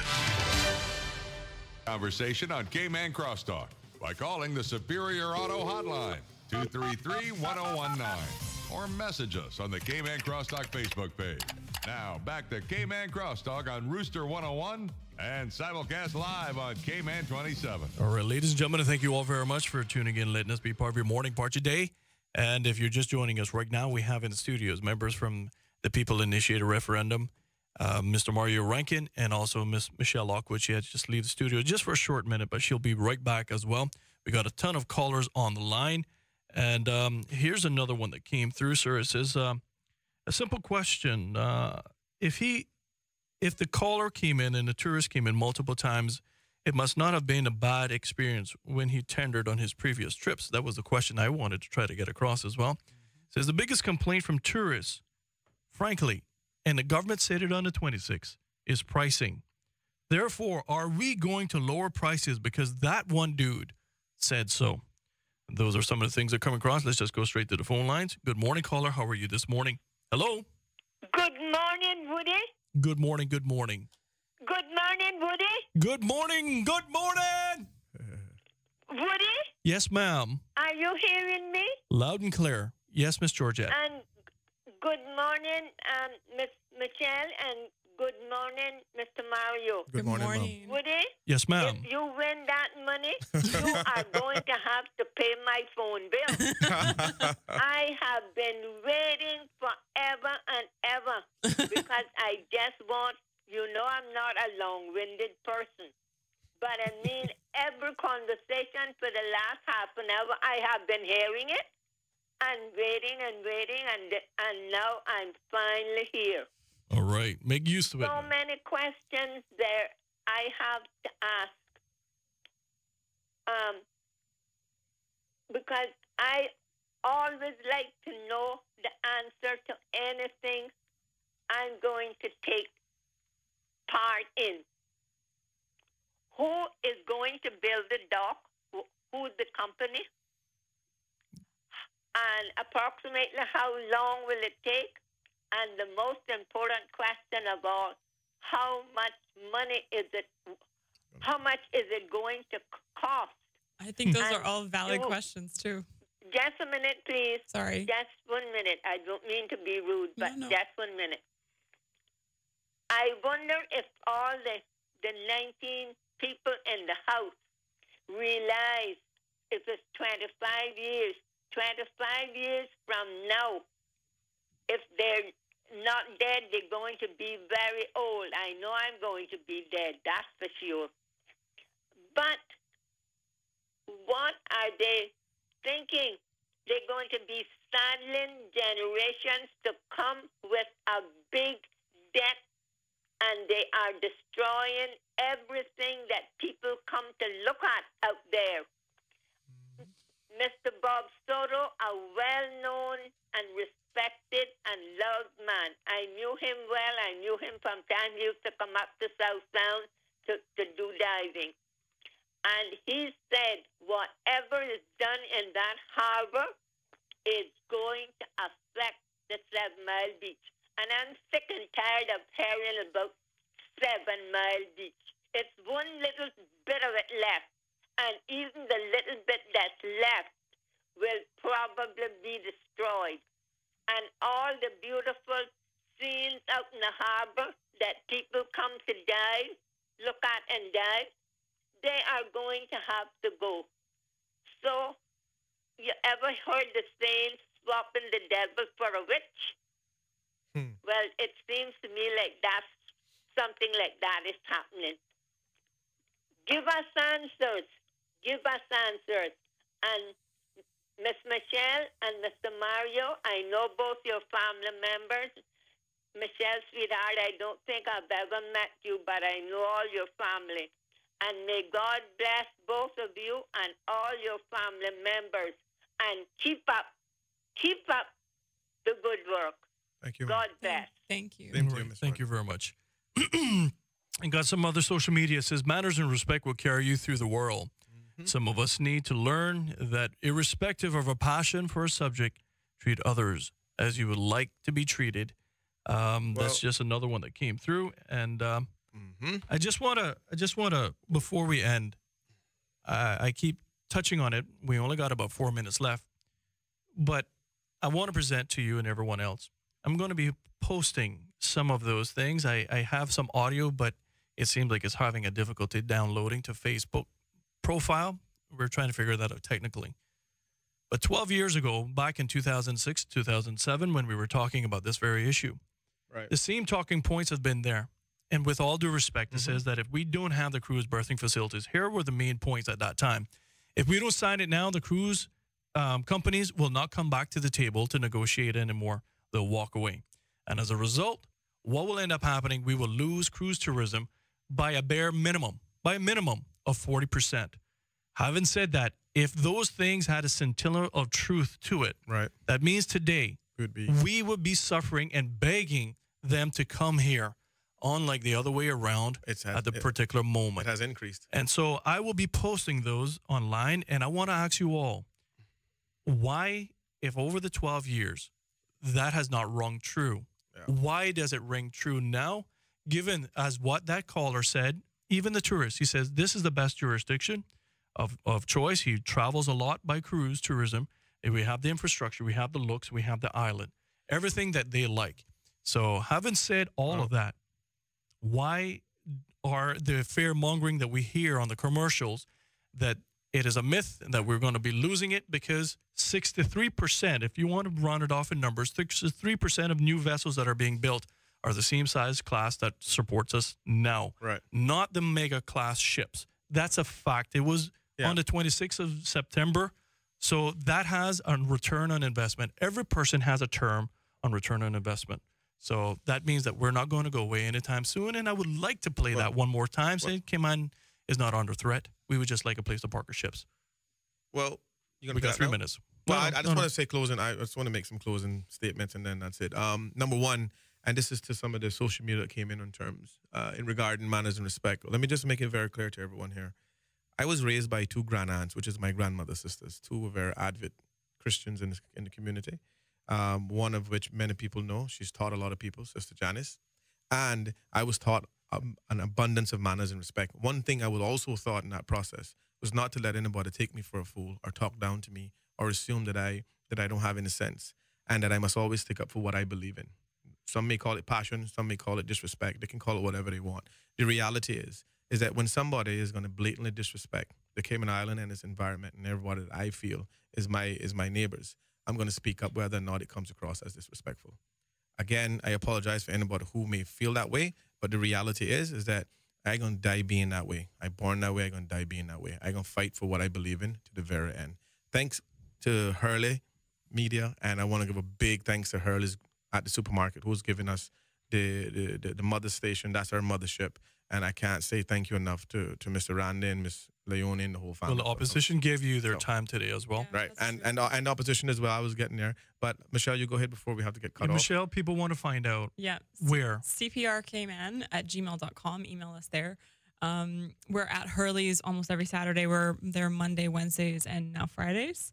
I'm not sure actually where I think Hurley's is our home base. Also, Pure Art, Sunset House, Bliss Yoga, and Four Winds Esso in West Bay. Those are where the petitions are permanently. So if you're driving around any of those locations, and also Savannah Rubis, the petitions are there permanently. So if you're driving in any of those areas, you can stop in and sign the petition that way. Or equally, just email cprcayman@gmail.com. Excellent. I just want to sincerely thank both of you for coming in and for all the callers that wanted to participate in all of those online as well. Thank you all very much. Tomorrow is going to be another interesting day as well.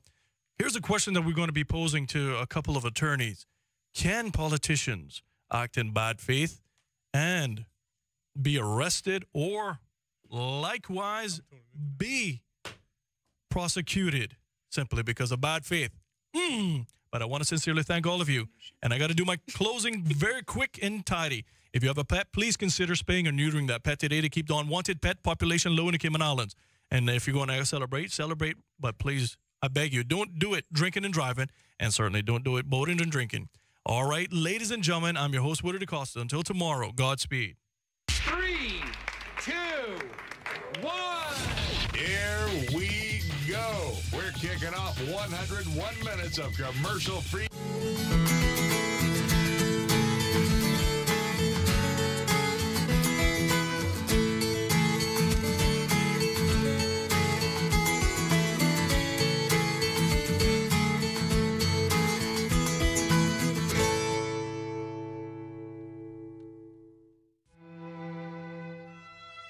The Roman limes represents the borderline of the Roman Empire at its greatest extent in the 2nd century AD.